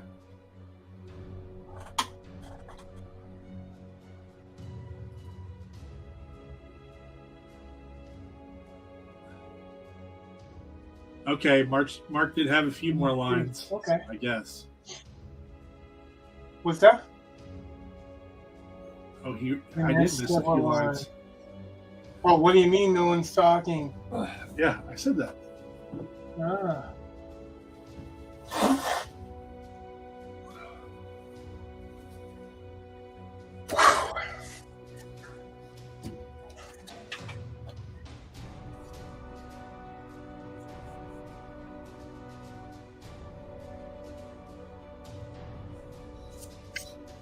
one more set. I think. Oh, Mark, that's because you're on Facebook and Arrowset's on Twitch. So I can see both. But you can't see Twitch because you're not on Twitch. And vice versa.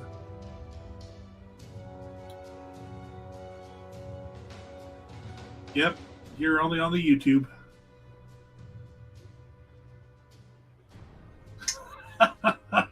Arrowset 7 said, yeah, I'm at the better pub.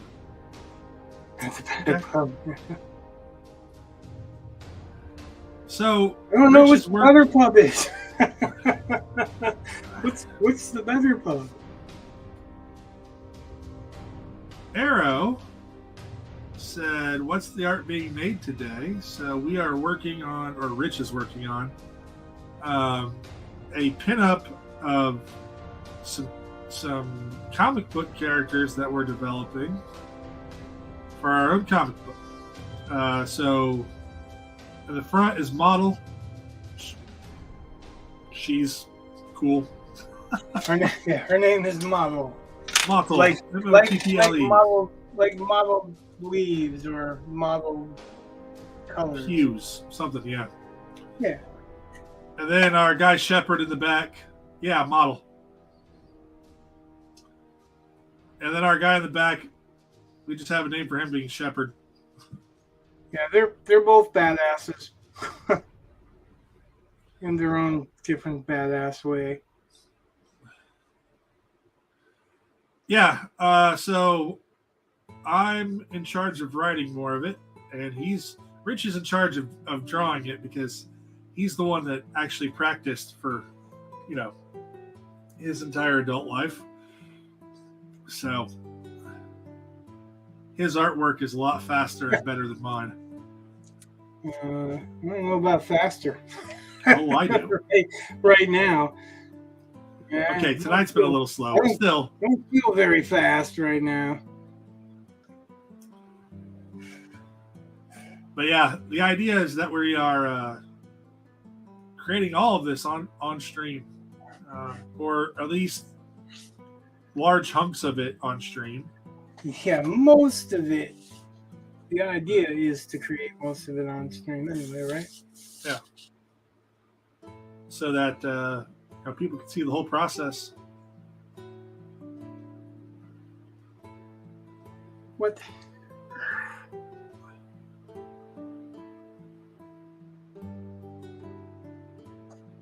So Arrow said, nice, I'm a writer and learning to do art so I can do a graphic novel. I'm not working with a co-pilot on a project. Is this your first project together? It's our first comic project together, but yeah, go ahead. Well, yeah, we both are part of a writing group. So this is more involved partner-wise than I think we've ever gotten before. But I mean, like I was just submitting to Writers of the Future, which is a good contest. If you're a writer, you should check it out. We've proposed a couple of collaborations, but yeah, this is the first one I think we've gotten some traction on. But it also, I mean, we help each other with our writing. Because I'm letting you do the heavy lifting on the writing stuff. Like, instead of going, no, don't do that, or whatever. It's really tough as a writer to relinquish control of anything that you're writing. But when you're working with somebody else, you've got to have a little bit of that to allow freedom and to allow the creation process to happen, right? Yeah. Model is Rhett's creation. Yeah. Her suit is my creation. There's little tweaks that I made to it, but for the most part, the idea was his, and I just loved it. Like, from the moment that he told me what she was, which I don't know if she is that now, but think from the moment that she told me what she was, I really fell in love with the idea, and we developed Shepard over time. Shepard is a name that is kind of a double entendre, kind of. So you're your own curse. Well, it's that part above. It's tough as a writer to relinquish control, correct? Which is why I'm learning art, because I'm determined to do my own comic. Right? Well, no, I mean,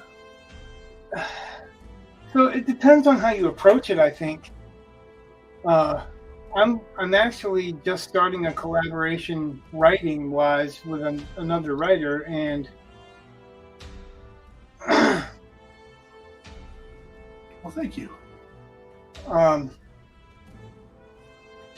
The other writer wrote pretty much an entire novel, and I'm going through and treating that like an outline and rewriting it, adding stuff, and cutting unnecessary stuff and adding much more personalizations and characterization and all that. But if that person wasn't as open to me doing that, I probably wouldn't be doing this project with them. Brett and I, though, we batted this idea around. Like, we said it online. Like, we should do this. And I asked him, I said, I want to do this comic, but I don't think I can write it and draw it at the same time.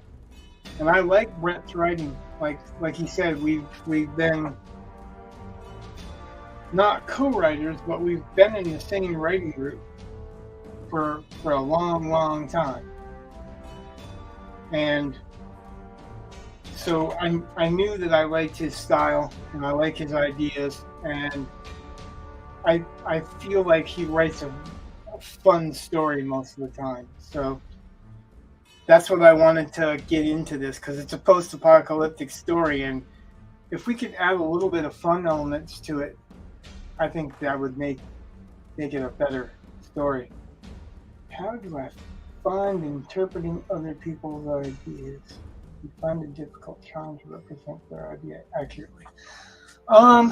So first of all, I'm not really interpreting their ideas. I read through the material, and I'm just,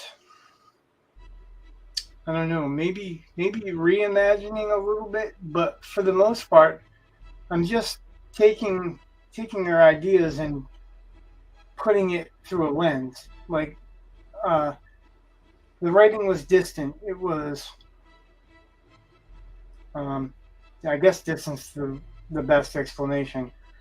And I'm just making it a little bit more intimate. So, because I'm putting it through a character's point of view, a closer point of view, it's not first person, but it's a closer point of view, so that I'm just like, if it's a 12-year-old boy, I'm just trying to imagine how a 12-year-old boy sees things instead of just just laying it out there.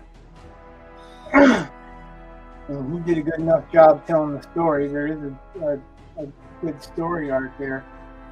I'm just cleaning it up and adding a little bit of depth to the characters. He said when he wrote it, it's about a boy. It's a kind of mid-grade to young adult style book, but he said because it's a boy character and it's written from a boy character's point of view, he didn't want to alienate girls that would be reading it. And there's a little sister in the story, and I'm like, well, give the little sister a better personality. Well, round out that character a little bit more. And, there's a mom in the story, round out her character a little bit more. So now you're making believable characters and giving the girl someone to attach to, so it doesn't feel like it's just the boy's world, Um,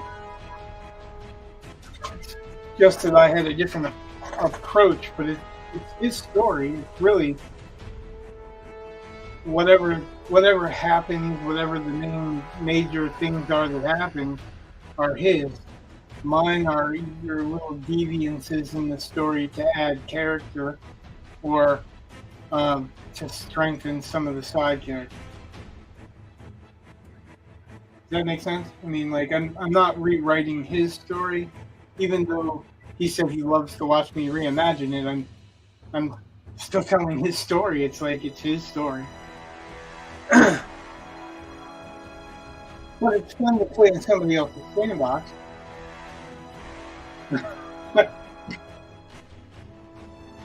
Especially when, the choices are pretty clearly there. You know which choice you like better.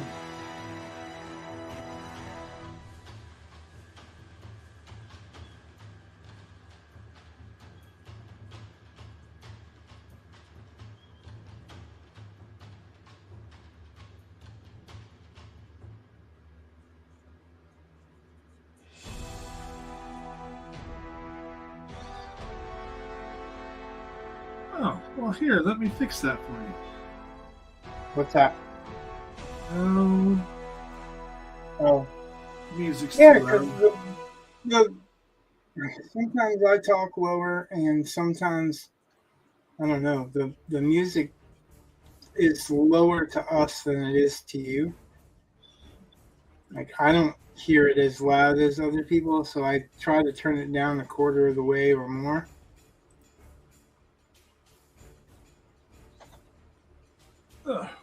Hopefully that's better.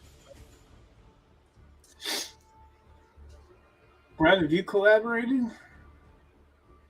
Like done a full collaboration? No. I mean, it's funny because like I've seen presentations at writing conferences that warn you don't ever work with your friends. Like just don't do it. Which is they're like you're going to be tempted. You're going to think, oh no, we're good. We can do this. Like, don't. But yeah, I mean that one of the things with this collaboration between us though, like we have some pretty well defined boundaries, I think, for where our responsibilities are, and that allows for like I was kind of generic in like you had to know what model could do, right? But exactly how that looked, I left open to you. So I'm like, well, Rich is going to have to interpret this. Right. I mean, if you had it, I would have given more direction. But I also kind of thought, this is where Rich is going to want to step up. Like I need to. I provide the pitch. I let you take the swing. You know what I mean? Yeah, I mean we're a team. Like I also think that when you first came on here, you were really concerned with it's my comic, and I wanted you to not feel like it was my comic but our comic. So like there are some things, but we work them out by like I like this and I don't like this, or how do you feel about this? And most of the time you're like, oh, whatever you want to do, but I'm like, no, I really want to know how you feel about this. Can you work it into the story? Do you feel like it should be worked into the story? Do you have an alternative way of thinking about it? Because like I said at the get-go, I know that you're a good writer, and I wanted to be comfortable letting someone that I knew was a good writer pretty much attack it. But I think when we first came in, we had kind of different views for what it is, or we were still trying to work out what it is. Like we knew the setting, and we knew Shepard's job. Yeah, that's it. I mean, like we knew Shepard's job, and we knew the basic setting, We didn't have any details in the setting. You started creating a lot of that. I have some ideas for that, but the ideas for that I have, honestly, are artwork wise. But the reason that we've been able to work so well together is because he had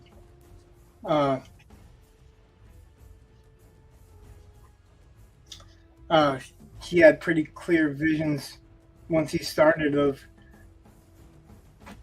where a plot could go, a story could go. I had like one simple idea, like two simple ideas, right? And I just threw them out. And one of them, he's like, "Yeah, I don't like that."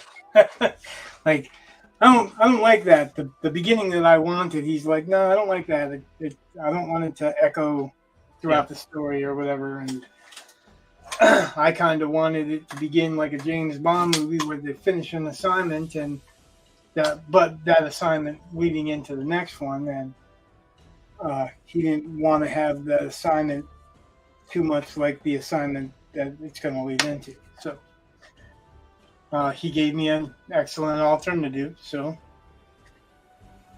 Sweet. As a matter of fact, he gave me Marvel.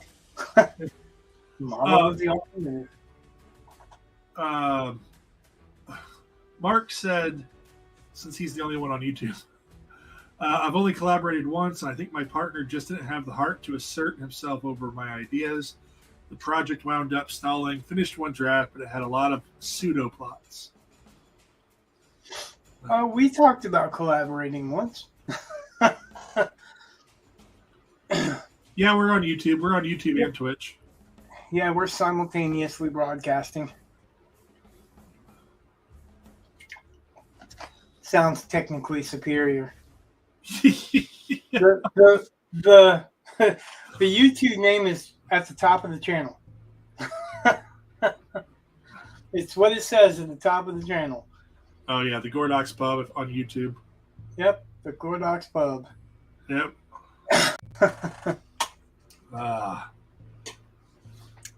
And I think you can get there by typing Rich Ware, I think.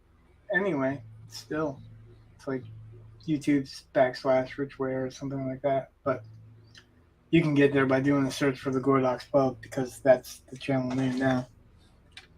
Mark said that you did talk about collaborating, and that you even developed a tad, but didn't consider that a full-fledged collab because we didn't start writing. Right. Well, we wouldn't do the start writing without having a game plan that we agreed on, right? And you had other things pop up to interrupt you from writing, so that really never had a chance to go because Rich is going to be the Snoop Dogg of the writing world. He doesn't put out his own stuff, but he's on everyone else's album. So that's a great way to make money. I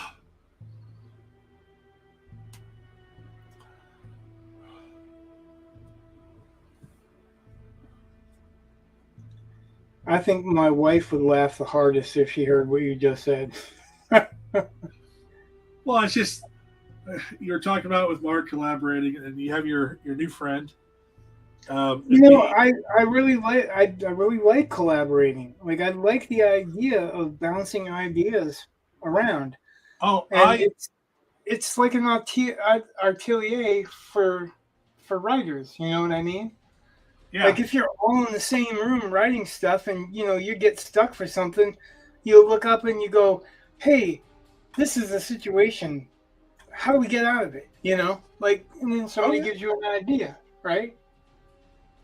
That's what you do when you collaborate. You go back and forth until you get a clear plan. Hey, Arrow, now on YouTube. Very cool. Very cool. Oh, very cool. Yeah, I can understand the frustrations with collaboration, and I can understand why authors would warn about it. But I think, and I guess this is some of the writing group stuff.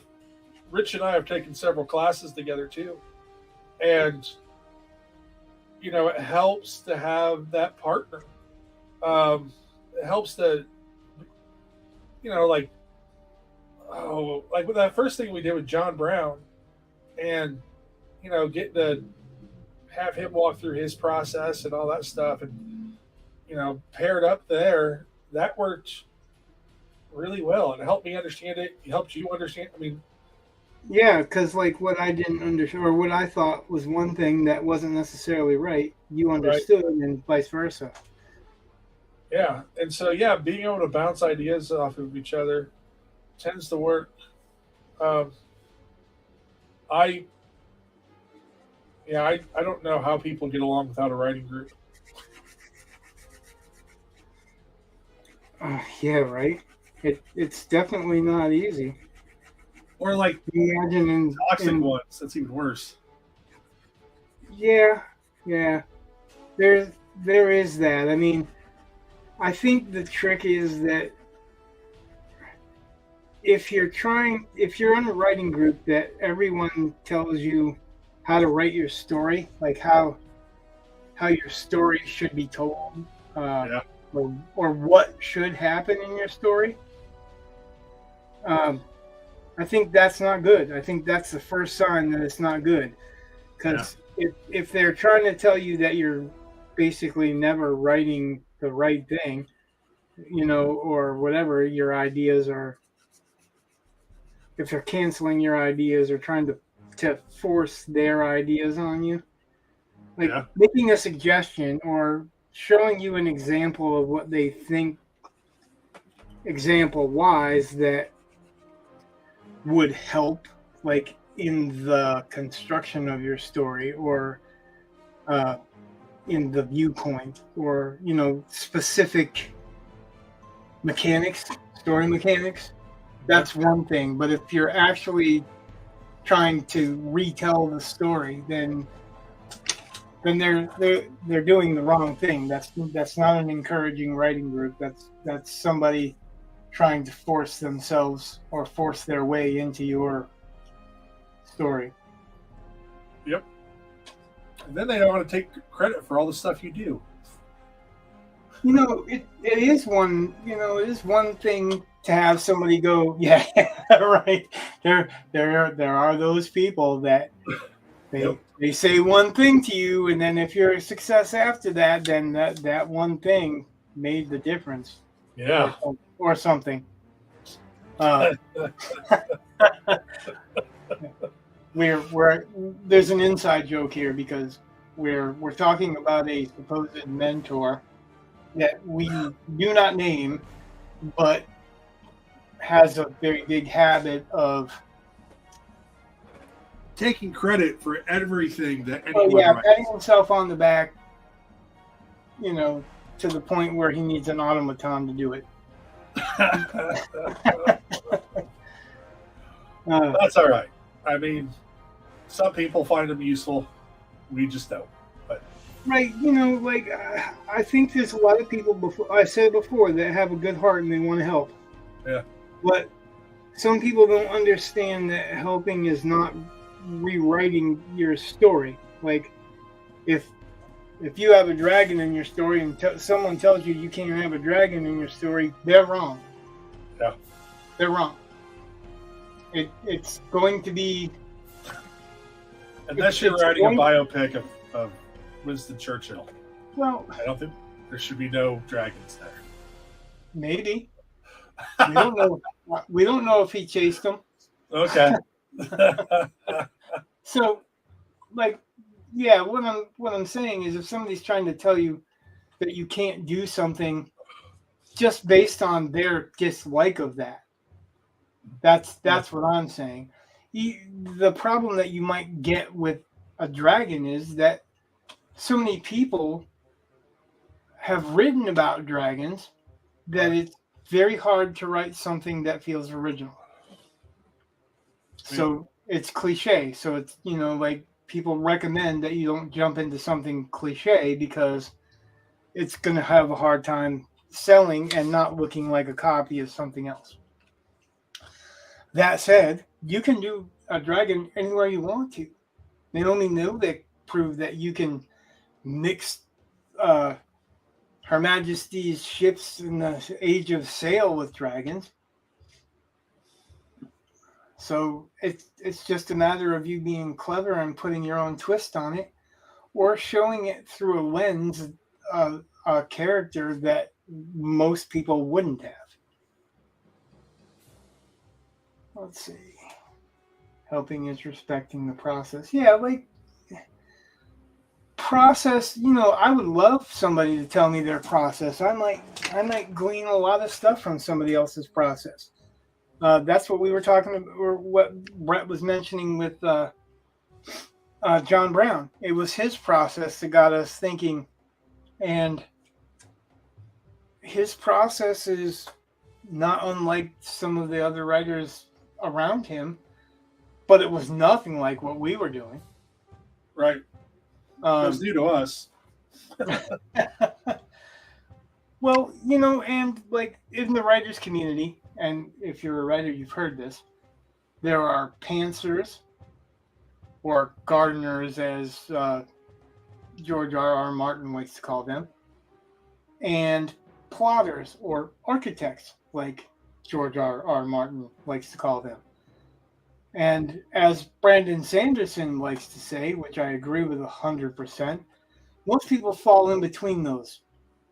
Yeah. Like, most people aren't strictly a pantser or strictly a plotter. I was a pantser. Yeah, and I think we all were. Like, I was, certainly for a while, and still am sometimes. Sometimes I have an idea and I need to get it out on paper, and I'm inspired about writing a character. And then I stop and go back and find more. But I also really, really like to have a loose outline to work with. Like, I don't have a really strict outline to work with. Yeah, we have. At least I have. Yeah, I've done it once. I don't do it now because I write all the time. Yeah. I don't wait for November. I don't save up for November. I'm writing all the time. Yeah. And I have a novel that's finished. I'm editing it. Like, the first draft is finished, second draft is finished, and I'm editing it and adding more detail to it. I wrote as a 100-word story on actually a challenge that Brett came up with. What was that? And what's that? What was the challenge? The 13th name? Oh, okay. Yeah, okay. Yeah. Okay. Okay. So yeah, I mean, he made a challenge, and I wrote a 100-page story, and I wrote it from beginning to end. Yeah. Then I let it set for a long, long time, and decided that I was going to use that as an outline to write a novel. So it went from 100 pages to 100,000 words. Yeah. Although my favorite part is when you outline, you think you've outlined. You're like, oh yeah, I know where all this is going. And then you get somewhere, and it's basically like a moment where you're like, and then a miracle happens, and you're like, oh crap, I don't know how this works. It was like somebody defeats somebody, and you're like, oh wait, how does that work? So. Yeah, you step on your outline. You like. Yeah, and you realize, oh, guess I didn't outline anywhere near as well as I thought I was supposed to. But I think that's where Brandon Sanderson talks about being somewhere in the middle, because he outlines his plot, and he outlines his plot and his a little bit of his milieu, and then he discovery writes his characters. So, and it works for him. I also, he also he'll write according to his rough outline, and then he'll decide that the character should be a female, and then he'll write the next the next chapter with that character as a female, and then go back and change it if he likes it all the way through. Let's see.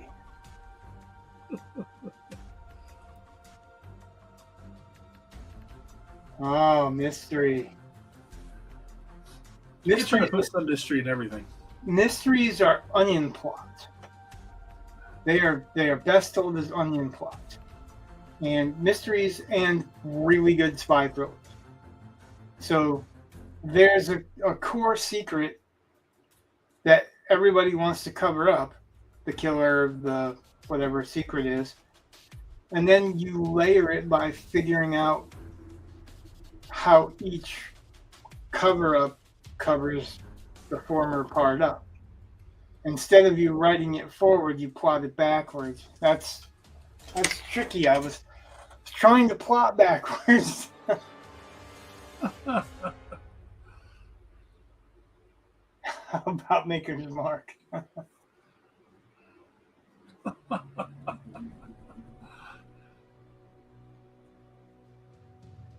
Well, plot holes do pop up. Then you tape over them. Yeah, you hope you figure it out later. Well, you hope no one notices. If you don't mind a car allegory, you bondo over that shit, and then you buff it back down. You sand it down and smooth it out. You just patch it and then clean the patch up and then polish it to make it look good. Nobody knows that there was a hole in the first place. Or you make it a feature. I don't know about that being true. That's one of the things. A writers group is excellent for if you get a good writers group.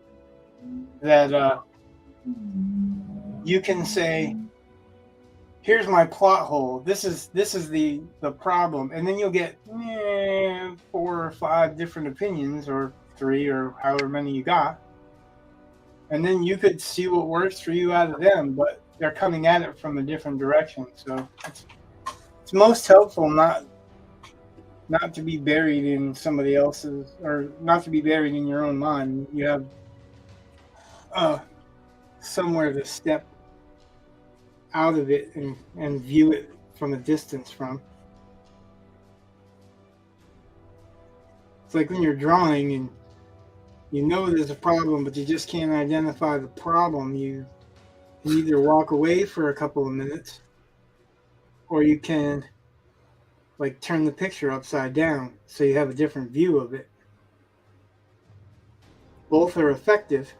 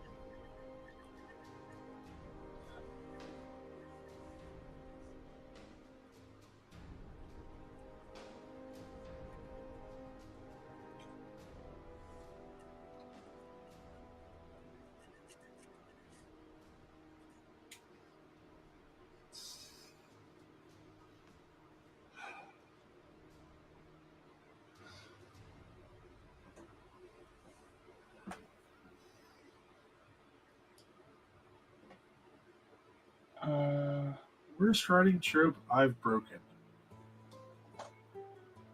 Trope? As in, which worst one I've ever committed? I don't think of tropes as, things to be broken or committed. They're just tropes. They're commonalities, right? Do you mean cliches? Because I guess, like,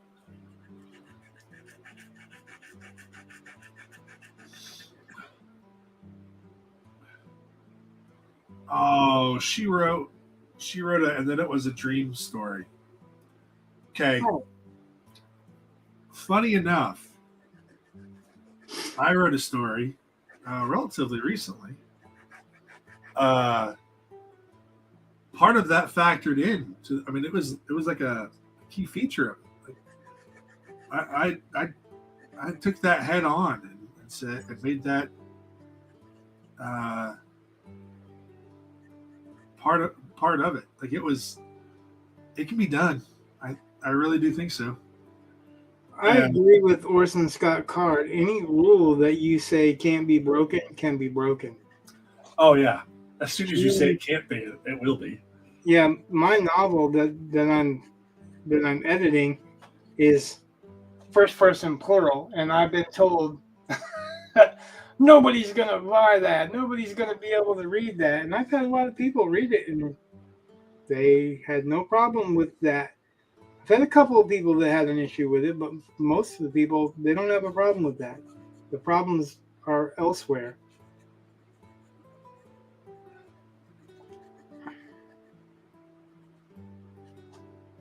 Yeah, I got to get Martin Shoemaker's. What is it? Today I am Carrie or something like that. Because he talks about that with some weird point of view, and I just kind of want to see what that is. You know, when Tad Williams wrote Tail Chaser's song, nobody wanted to buy it because nobody would want to read a non-human protagonist. Well, of course, eventually he sold it. Yeah. And Tad Williams is a best-selling author, so there's something to that.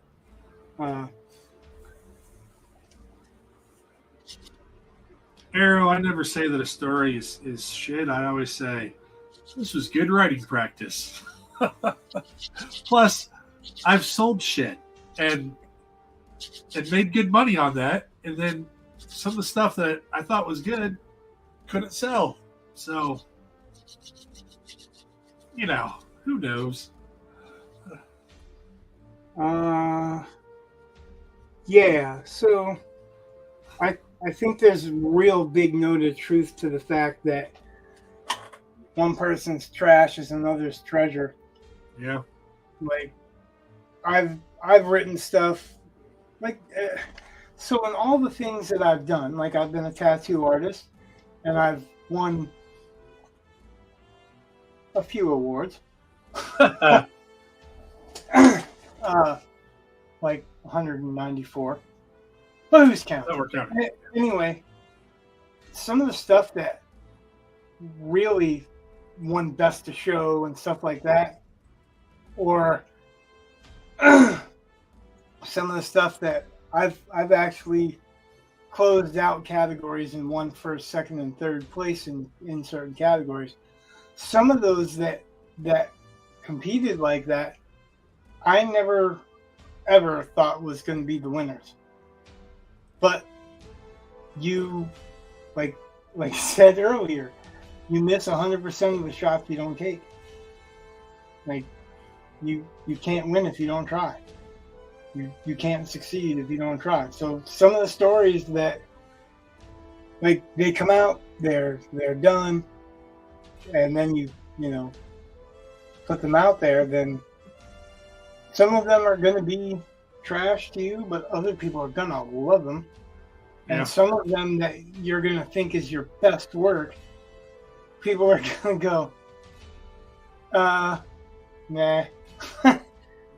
Exactly what she wrote. It's really hard to call that stuff. I mean, it would be lovely that you pour your heart into something and it reflected in its success. But you pour your heart into the into the trade, into the the practice of it, the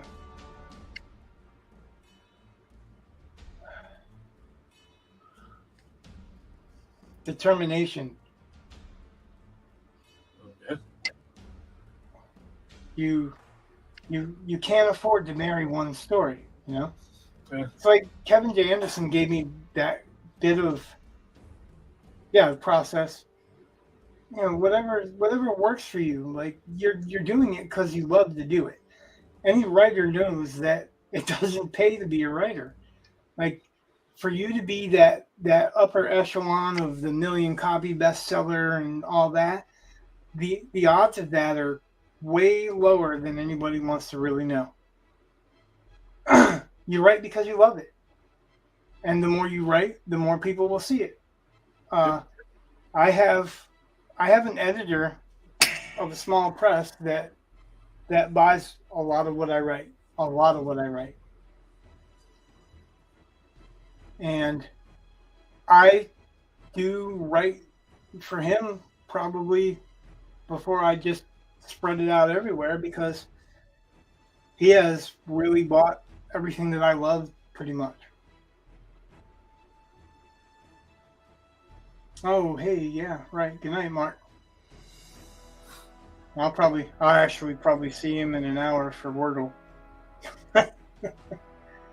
The friends, the diseases are big.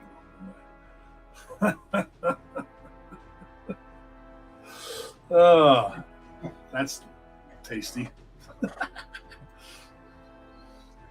Ah.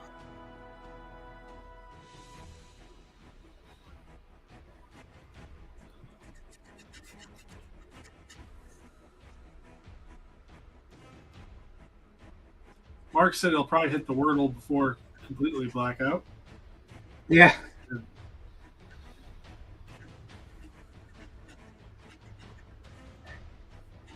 We usually hit it around midnight. Like, he'll play and show me his results, and I'll play and show him my results, and then we'll show each other screen caps of how we got there. Nerds. And what do you do for fun? Yeah, whatever. Shut up.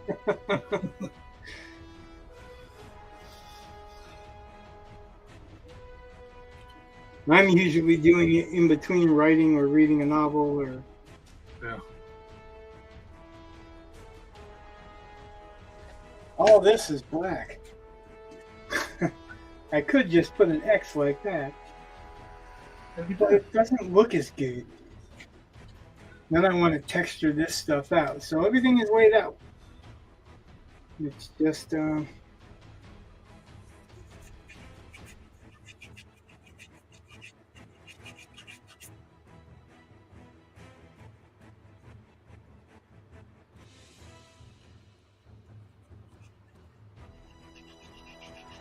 Are you sharpening your pencil? I suppose you could look at it that way. That just sounds all kinds of wrong. But What sounds all kinds of wrong? You asked the question. I thought you were sharpening your pencil. Oh, you can't see what I'm doing, is what you're saying. Yeah, You should have just said that, but I can't scoot this up. that's Because- fine. I just There's something up here stopping it. So what I'm doing is, I guess I can lift this up, casting a little bit of shadow. You didn't even see me measuring out the steps because it was that low. But yeah, I saw a little bit of it. I'm just really casting a shadow from her so that I can show, like, this foot's not actually on the ramp, but it's close enough to cast a darker shadow, and then this foot disappears off the bottom of the page. As it gets out, it's gonna be a lighter shadow because the shadows are they lighten as they go away, as they distance themselves, get distant, whatever you want to call it. This is all going to be dark, and then I'm going to texture inside of there, but I wanted to lay it out quick, not just color it black. And I should have been doing that while we were talking, but I wanted to read the comments too, because we don't have very many comments. What do you mean? We do now. Like tonight it's like active. It's hopping.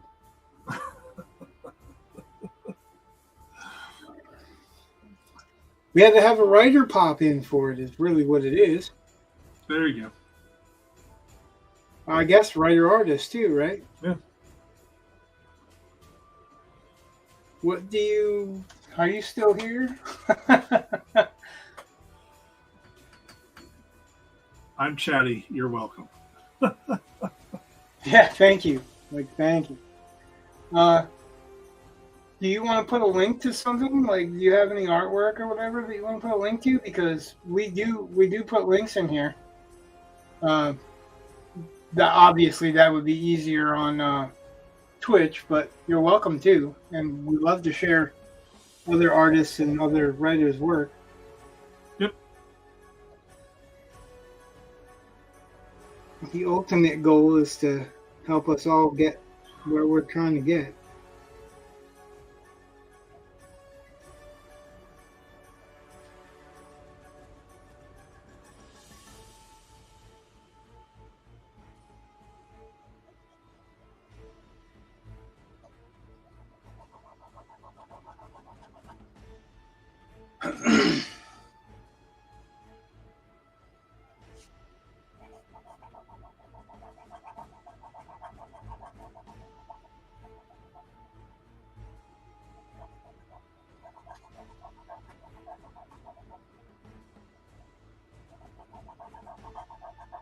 Harrison, I appreciate that, guys. Not at the moment. I'm in year 2 of my studies and don't consider anything I do really worth viewing yet. Still an artist noob.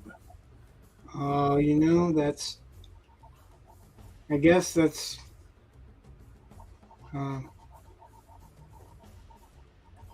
valid, but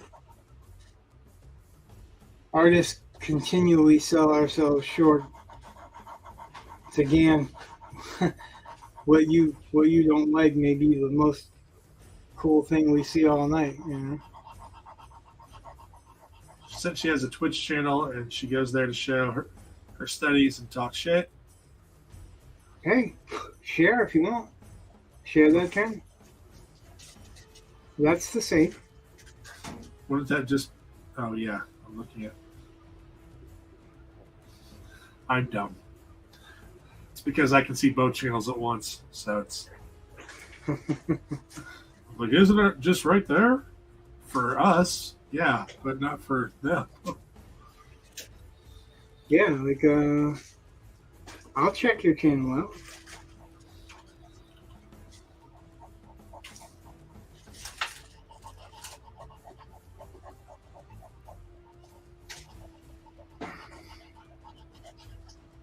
Sarah said we do sell ourselves short, but I'm also pretty realistic about my ability, I think. I really appreciate the encouragement. I need it. Yeah, well, like I said, I'll visit your channel. I'll run my yap until you kick me out if you want.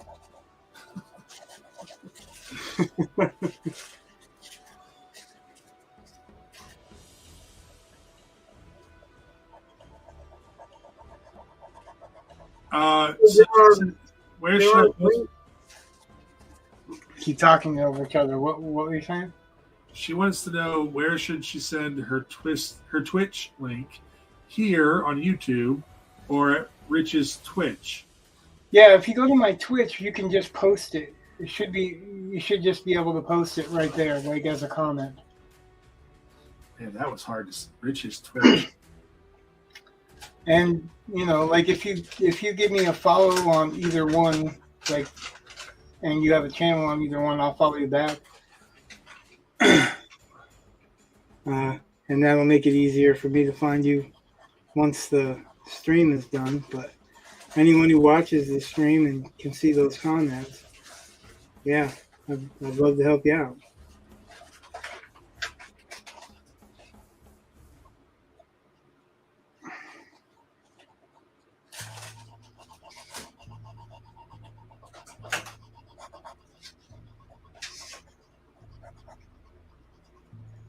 See, when someone gets talking, 3 hours go by like nothing. I don't know about nothing. It's late. Well, they went by pretty quickly. Of course, I'm also drawing, I guess. Yeah, they went by pretty quickly.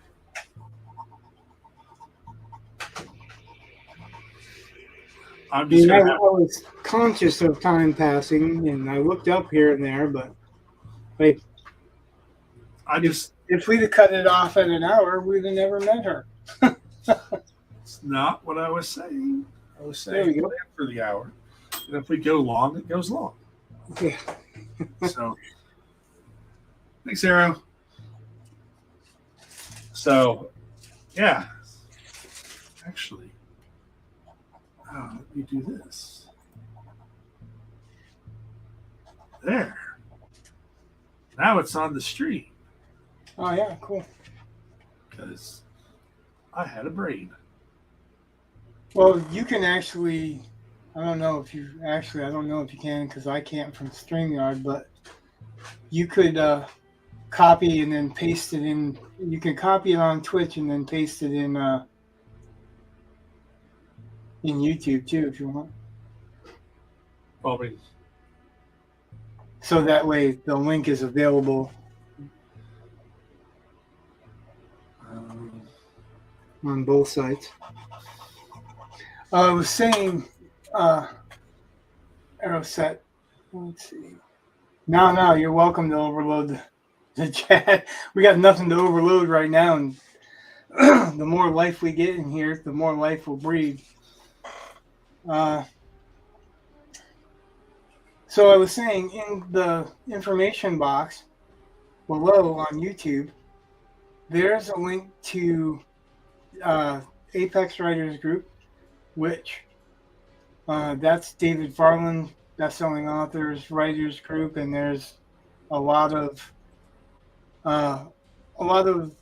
videos, courses, seminars, books that will help you with writing. And there's also a link for the Superstars Writing Seminars, which you could see Jim Butcher, Brandon Sanderson, Kevin J. Anderson, Rebecca Nesta. I know I'm missing people. But there's a lot of writers, there's a lot of screenwriters, there's a lot of industry people like the contest runners of no,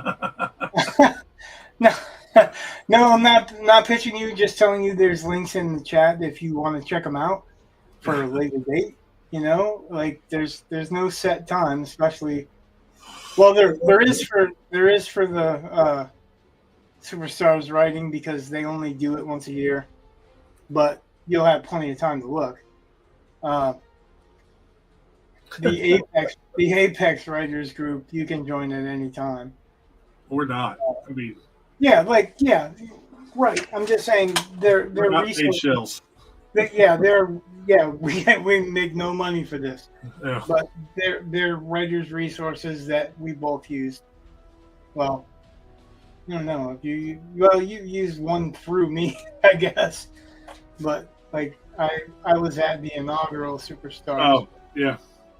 But yeah, me and Brett both went into Apex. He went into Apex before I did.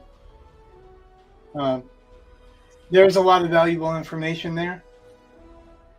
Just keep in mind that with all writing, books, instruction, videos, whatever, nothing is 100%.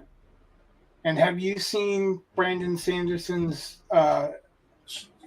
She said she'd seen a lot of Sanderson stuff. Have you seen his BYU lectures?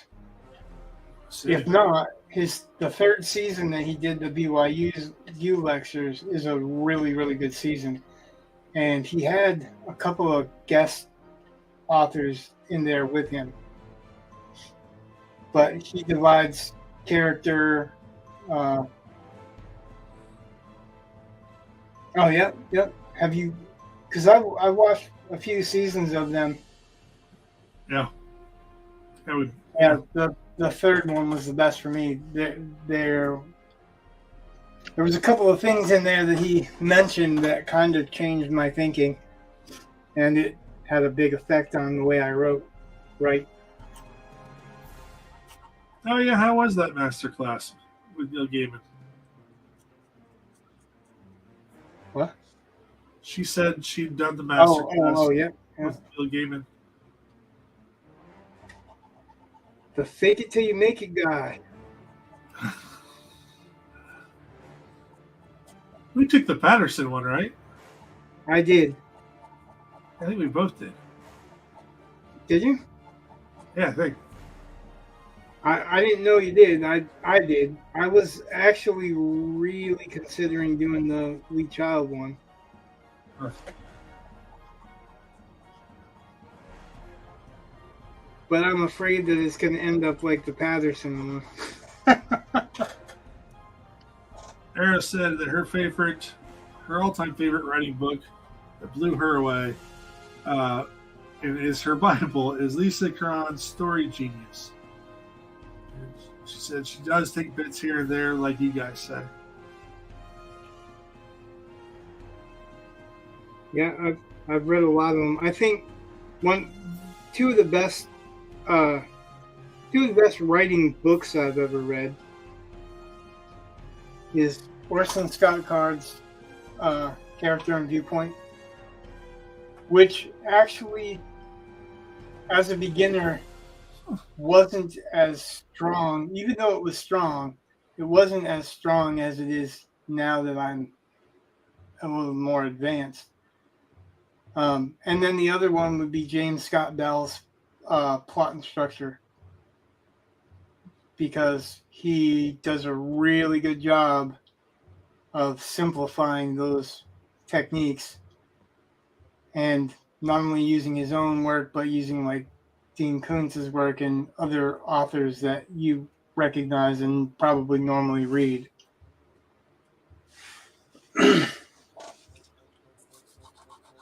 David Farland and Kevin J. Anderson. I've got a couple of books. Kevin J. Anderson and Martin Shoemaker have a book called On Being a Dictator, and that's because they dictate their books, which I still can't get past trying to hear my own voice when I play it back.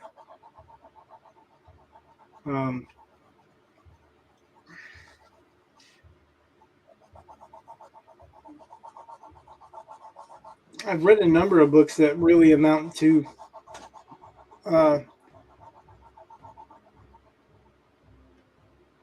Dwight Swain and Jack Bickham's Scene and Sequel.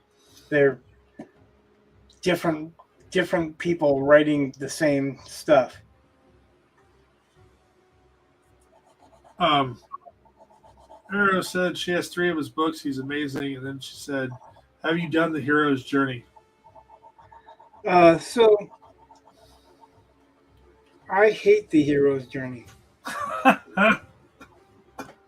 You're probably not going to hear that often. But the reason I hate The Hero's Journey is this. The Hero's Journey is not a recipe for writing, and people often do that. They often take them and go, well, you have to do this first, you have to do that, and then you have to do that. The Hero's Journey tears down stories after they were written and puts these characters, archetypes, and plot points in a box.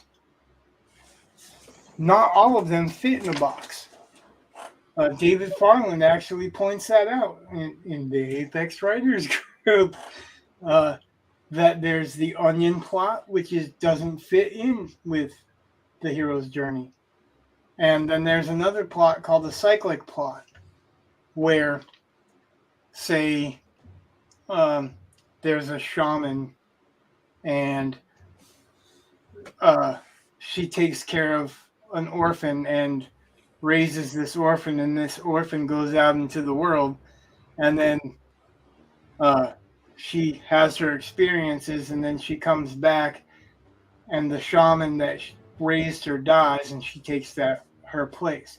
And the story is cyclic because it starts with a shaman and ends with a shaman, or starts with a shaman raising somebody and ends with a shaman raising somebody. So it's a different type of story, and it doesn't fit into the hero's journey like that. The hero's journey is somebody, Joseph Campbell, trying to fit every story element into a certain amount of them and show that all heroes' journeys are the same, but they're not. And a lot of people really, really do use it as an outlining process. Actually, George Lucas did for Star Wars. Everything about Star Wars fits the hero's journey. It follows the hero's journey. And the things that he couldn't get into it that's in the hero's journey, he put in the prequels. That's why some of the things have changed in the prequel than from the original canon. So, yeah, it's the thing is that I don't believe it is a template. I believe it's like a criticism. Like you don't necessarily write a theme. You don't create a theme when you're writing. People see a theme in your writing afterwards. You know, they break it down, they critique it or they criticize it, and they see that. But you don't plan for it because planning for it doesn't make it natural. I think that you can look at the hero's journey and go, okay, so this is this part and this is this part. But you don't have to have the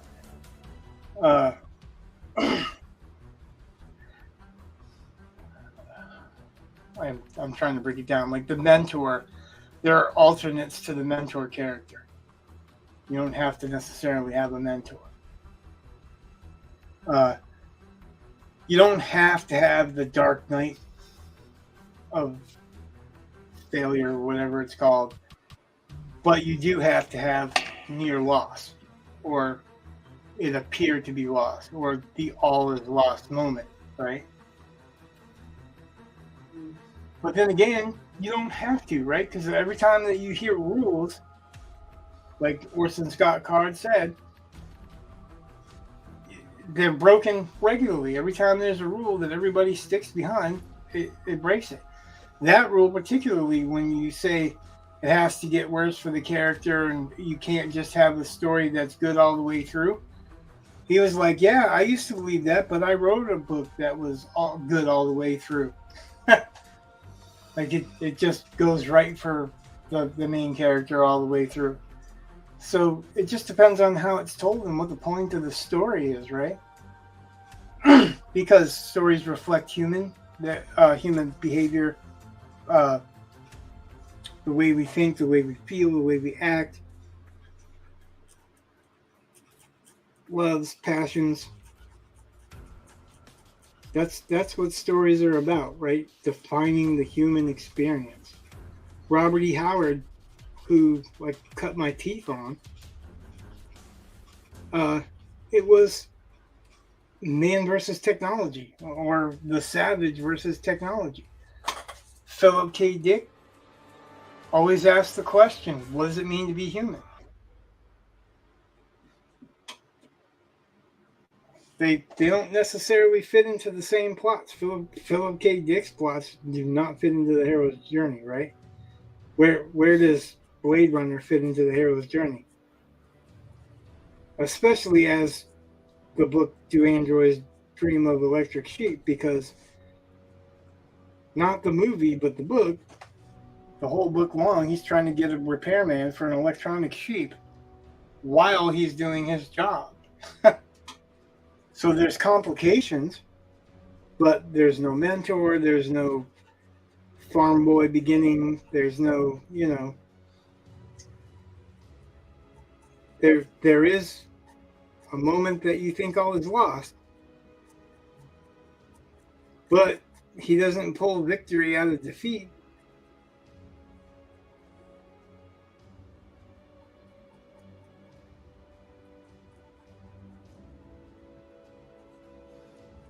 In the movie, there's a moment when all is lost, but he doesn't pull victory out of defeat. The bad guy helps him out, right? He jumped across the roof and he's about ready to fall because he's got a nail through his hand, and Roy Batty grabs him and helps him up instead of killing him when he could have killed him. Philip K. Dick also said that the movie was true futurism, and that was better than his novel. And I think it was that kind of thing, that kind of scene, with the tears in the rain speech and all that prompted that from Philip K. Dick. Because his question's always what it means to be human, and when the replicant saves the human and the human's ready to kill the replicant, you know what I mean? It just kind of puts a spotlight on that question.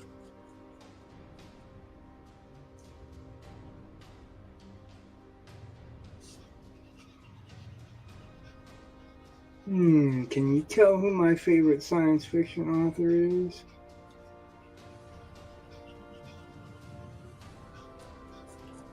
Arrow said I always had to split the book and movie. What's that? Arrow said that. She Yep. always said, I looked over. I saw. It just. It's not the same. The book and the movie are not the same, as is often. Like I love Jason Bourne, the book. The first version of it as a movie was really true to the book, but I didn't like it. And then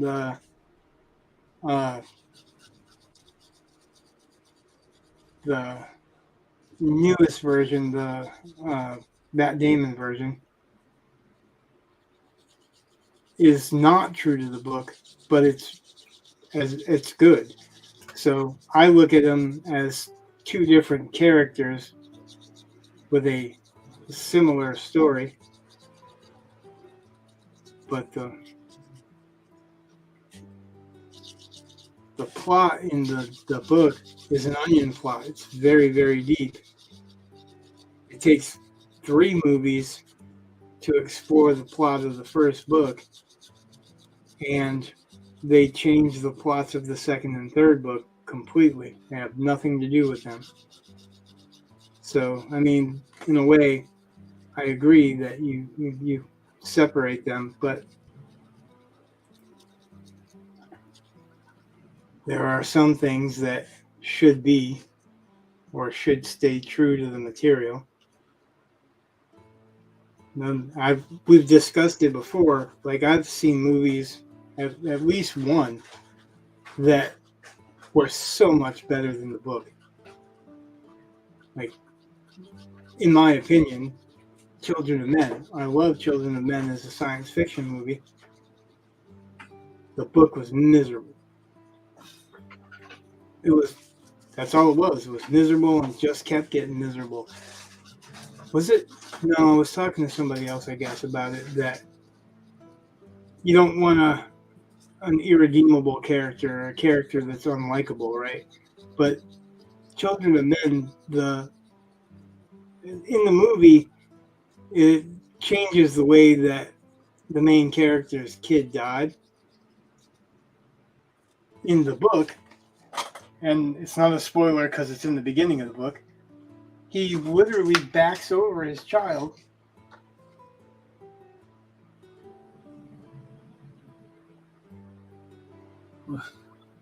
and he literally backs over his child, and he has no remorse about it. Like, it's hard to get behind a character that just runs over his kid and doesn't care. Maybe it's just me, but I couldn't relate to him after that, and it's still, the whole book just got darker and more miserable after that. So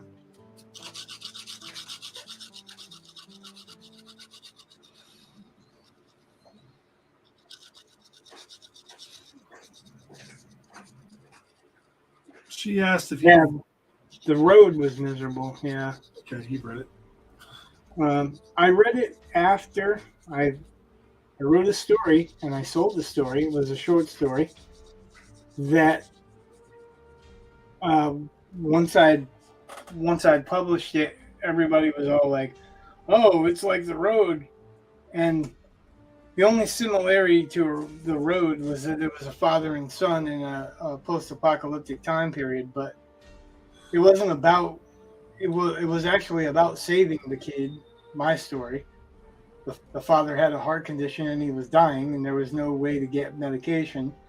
There was also an explanation for the apocalypse in a 1,000-word story, and I didn't do any of the things that Cormac McCarthy did, except for have a father and son together, and the son was a special needs kid. Father had a heart problem, which that wasn't in The Road. The Road was just kind of miserable for the sake of being miserable. But I read it afterwards because everybody compared it, right? And then I saw the movie and I was like, yeah, they're both miserable. They're just different kinds of miserable. Actually, after I read The Road, I was like, I don't know why anybody would read Cormac McCarthy. And it's just such a weird thing because I know so many people who claim that like that's the writer, that is the guy. Like from what I read, not so much. But what do I know? Just what I like, right? Well, Just what I like. Yeah. I guess I shouldn't claim to know anything. It's safer that way, right? that's right. We know nothing. We see nothing. Reminds me of a buddy. Yeah. His brother was always getting in trouble. And, well, he was kind of a little troublemaker too, but his brother was always getting in trouble. Older brother. And he goes downstairs into his basement, and his brother's sitting there cutting up credit cards. Click. He's like, "You don't know nothing." Click. And I was you were in Atlanta, and I was working late. Clip. You were in Atlanta. Clip. And I was working late. And we don't know nothing.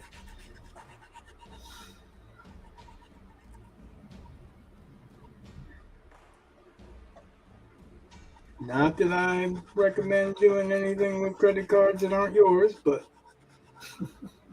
it was kind of a funny story. It wasn't like oh, you discovered me, now I must kill you.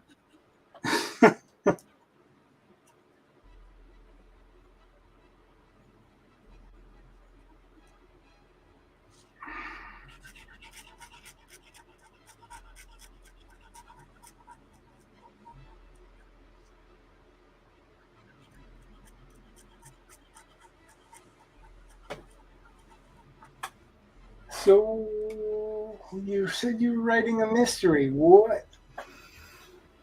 What's your major influences? Who's your favorite authors? Obviously, you've read Cormac McCarthy, and you've read a bit of Philip K. Dick, because you're talking about The Man in the High Castle.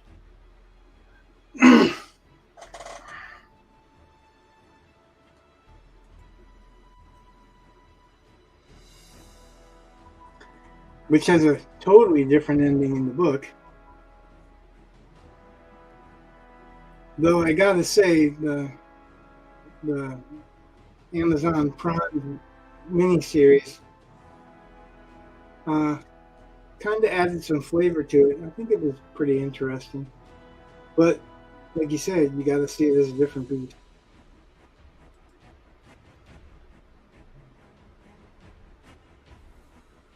Have you seen that, Brett? What? The Man in the High Castle? I did not watch that. I tried to. Just didn't like it.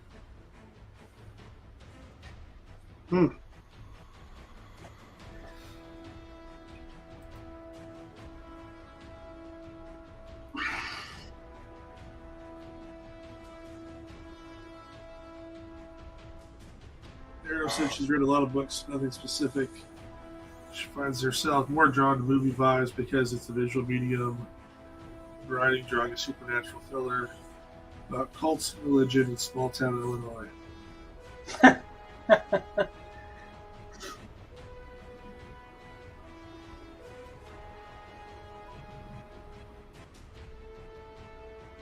It's that same region.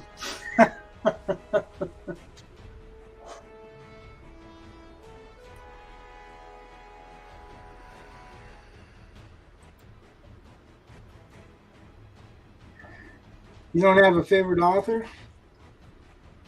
I've read really many books, but I do have my favorites.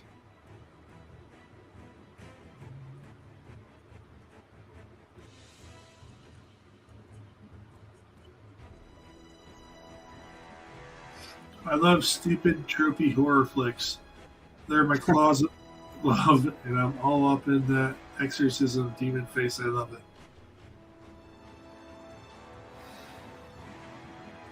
Yeah, I've done my time with that stuff.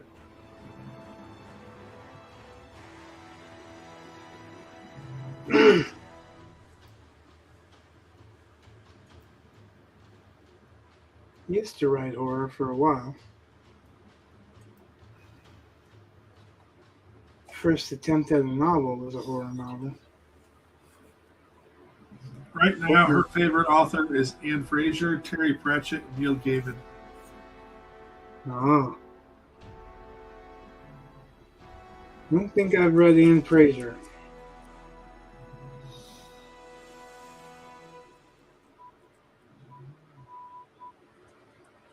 Neil Gaiman to me is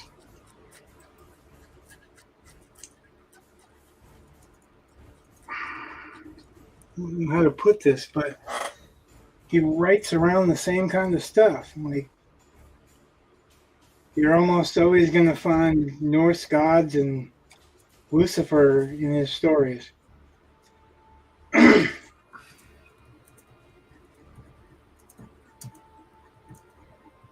Some stories, I guess he's just hit or miss for me. Like, I liked American Gods. I read it long before there was a TV show. I actually haven't watched the TV show because I liked the book, and the current trend is to change out characters and make them different than what they are in the books. And I don't want to see that. So, but I really like that as far as the book goes. I know other people that didn't find the characterization as well.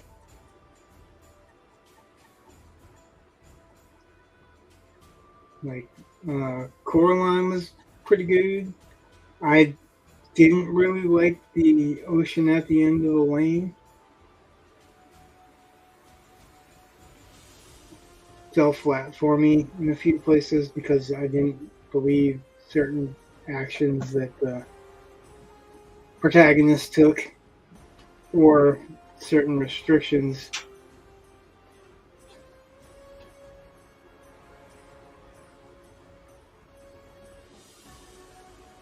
So Neil Gaiman's hit or miss. He really always has been. Like, for me, he's hit or miss with comic books too.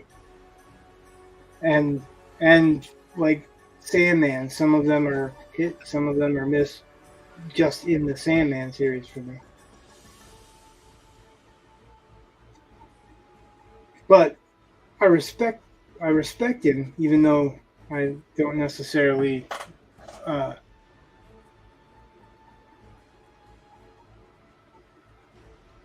agree with some of his techniques and some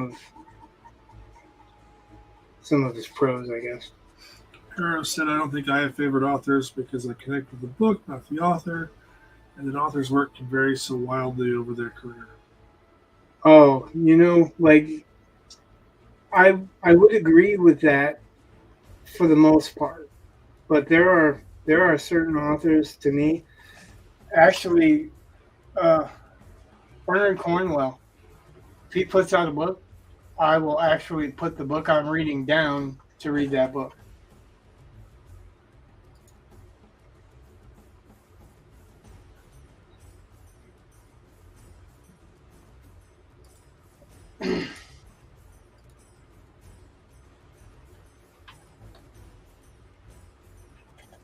You use the English spelling of favorite. Are you in England?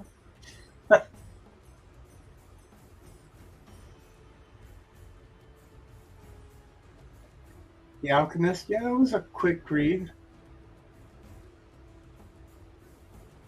Actually, the only book that I've ever read the only fiction book that I've ever read that has changed my life in any way was Shogun. And I really liked Shogun. And it's very memorable to me because of the reasons that it affected a change. It's because you spelled favorite. What's that? She said, "Did you ask if I was in England?" Yeah, yeah. Well, or are you British or are you European? I guess that would be the crux of it because favorite with the U, it's like color with a U.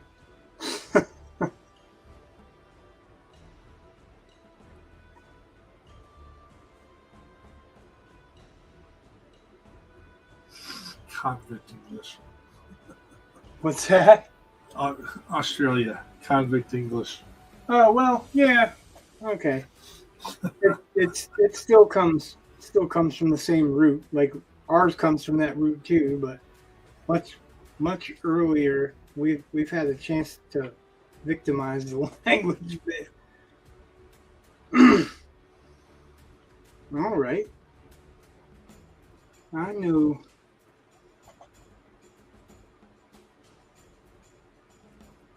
a few people online, of course. Actually, I've met a couple of people from Australia that are authors too. I was talking about the superstars. One author I met was from there. There's a band that I like a lot from there too. On Facebook, friends with the guitarist, which I asked about using the work on, or his music on the channel. He gave me his permission, but he said the record company owns the rights to the recording, so I'd have to get permission from the record company. Which I tried, but I haven't gotten an answer back. You'd think they'd let me because I would put the links to their, shop in, but they haven't said anything. Yes, I am.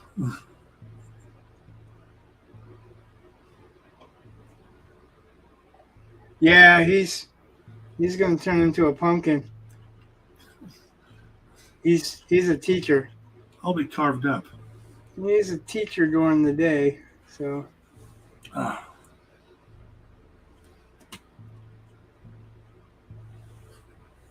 Because Rich keeps talking. Yeah, nobody likes me talking. I got to remember that. Oh wait, it's my channel. Yeah. So I guess that whole suicidal tendencies part comes into play. Here's my apology and one more thing. Fuck you. Thanks. Well, I guess I'd hate for you to dip out, but if you wanted to dip out, I would understand. I'm not all that far from being done anyway. Like the only thing that's left, I got all the major planning out. The only thing that left is putting texture in the background and stuff. But now that somebody's talking to us, I feel like I should be staying. You stay as long as you want, but I gotta dip. So, peace out, man. Yep. Thanks. Have a good night. Right.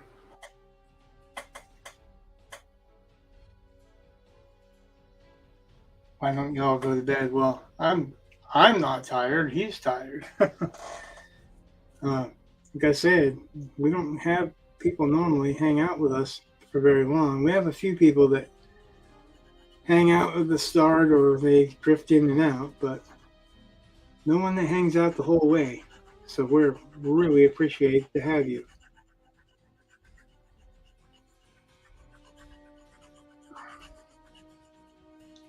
I'm just doing the grunt work that he says I shouldn't do online.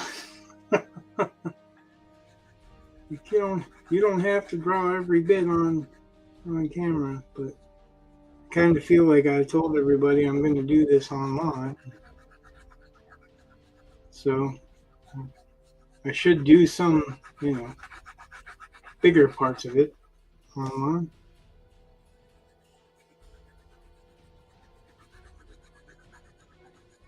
And that's the way I tend to do. Like, I'll do the picture in stages if I can't get it all done at once. But you'll see all the stages if you show.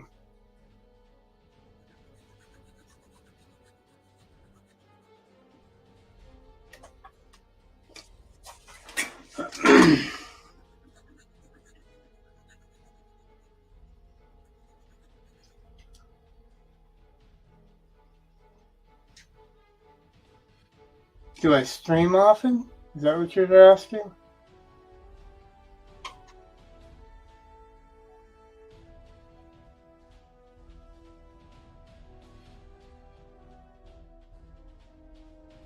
Right. Using your stream to hold yourself accountable, right? I stream 3 nights a week, and always at 8:15 Eastern Standard Time. Usually about 3.5 hours. So this is usually right around the time that I'm done. Like, I'm in Maine, so we've got an expectation of a big storm coming in that's going to last supposedly from Wednesday to Friday. So there may be no power to stream on Thursday. But generally, if there's power and I'm not sick or something like that, I'm streaming at 8:15. Yeah. Well, we get nor'easters all the time. It's like everything blows to our corner of the U.S. So, like, it's a little bit late. We probably should be more in springtime, but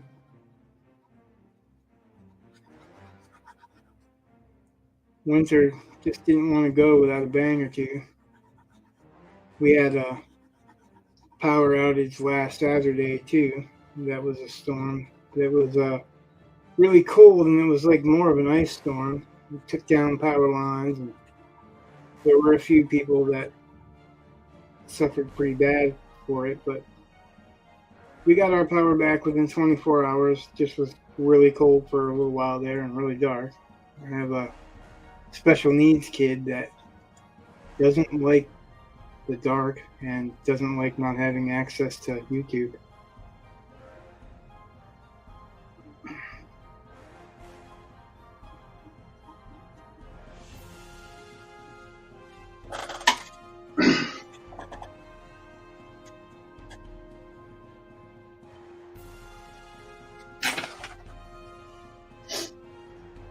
Oh, I knocked the cover of this pencil.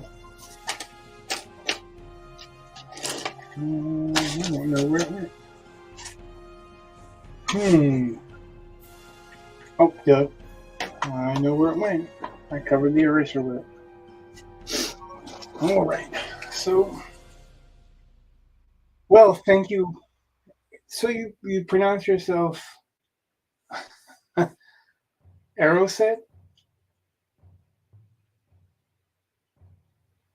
I should probably watch your channel and learn how you pronounce your name, right? But thank you for being here. I'm going to pick this up Thursday if we have power. If not, Saturday if we have power. And finish it off. I think we're going to dedicate one stream. I'm not sure which day. We'll have to talk it over with Brett. To just writing. So we'll focus on just writing and not the art. Hey, yeah. Wordle usually lasts about 5 minutes or so. It's just something I do every night. So, yeah, thanks for hanging out. Thanks for chatting.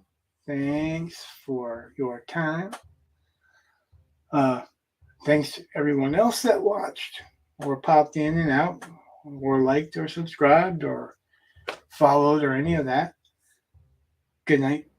God bless. Much love.